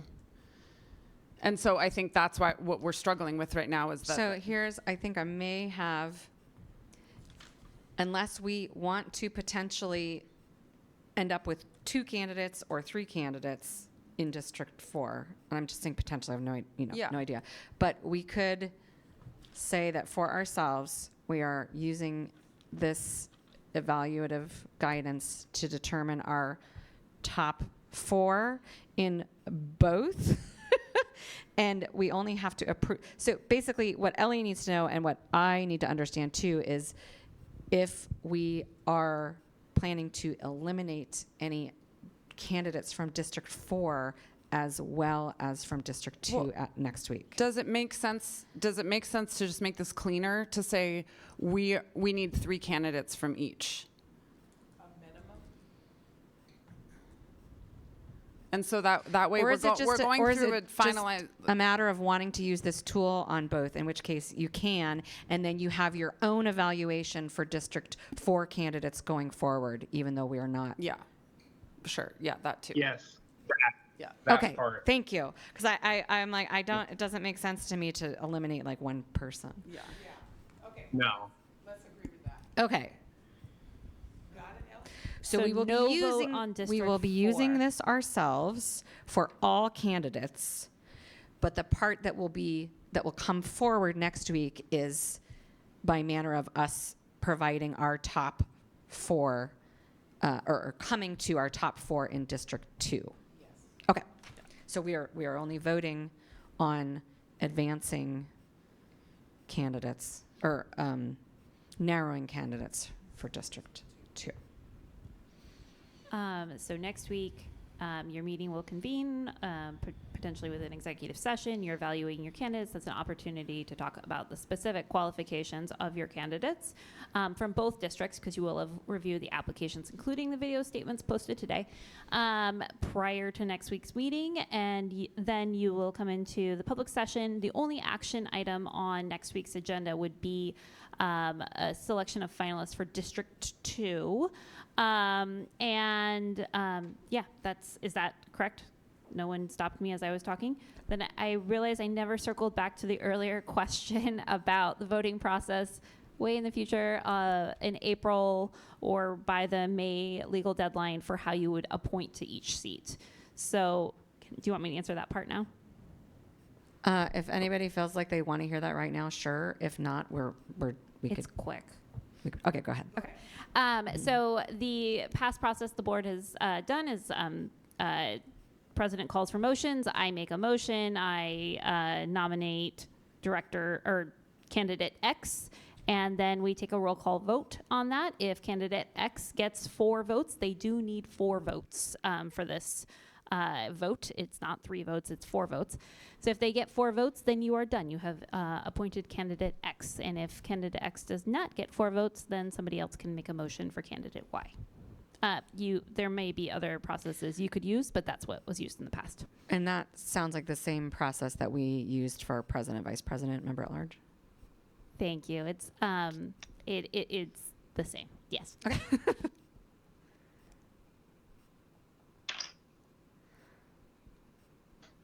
Okay.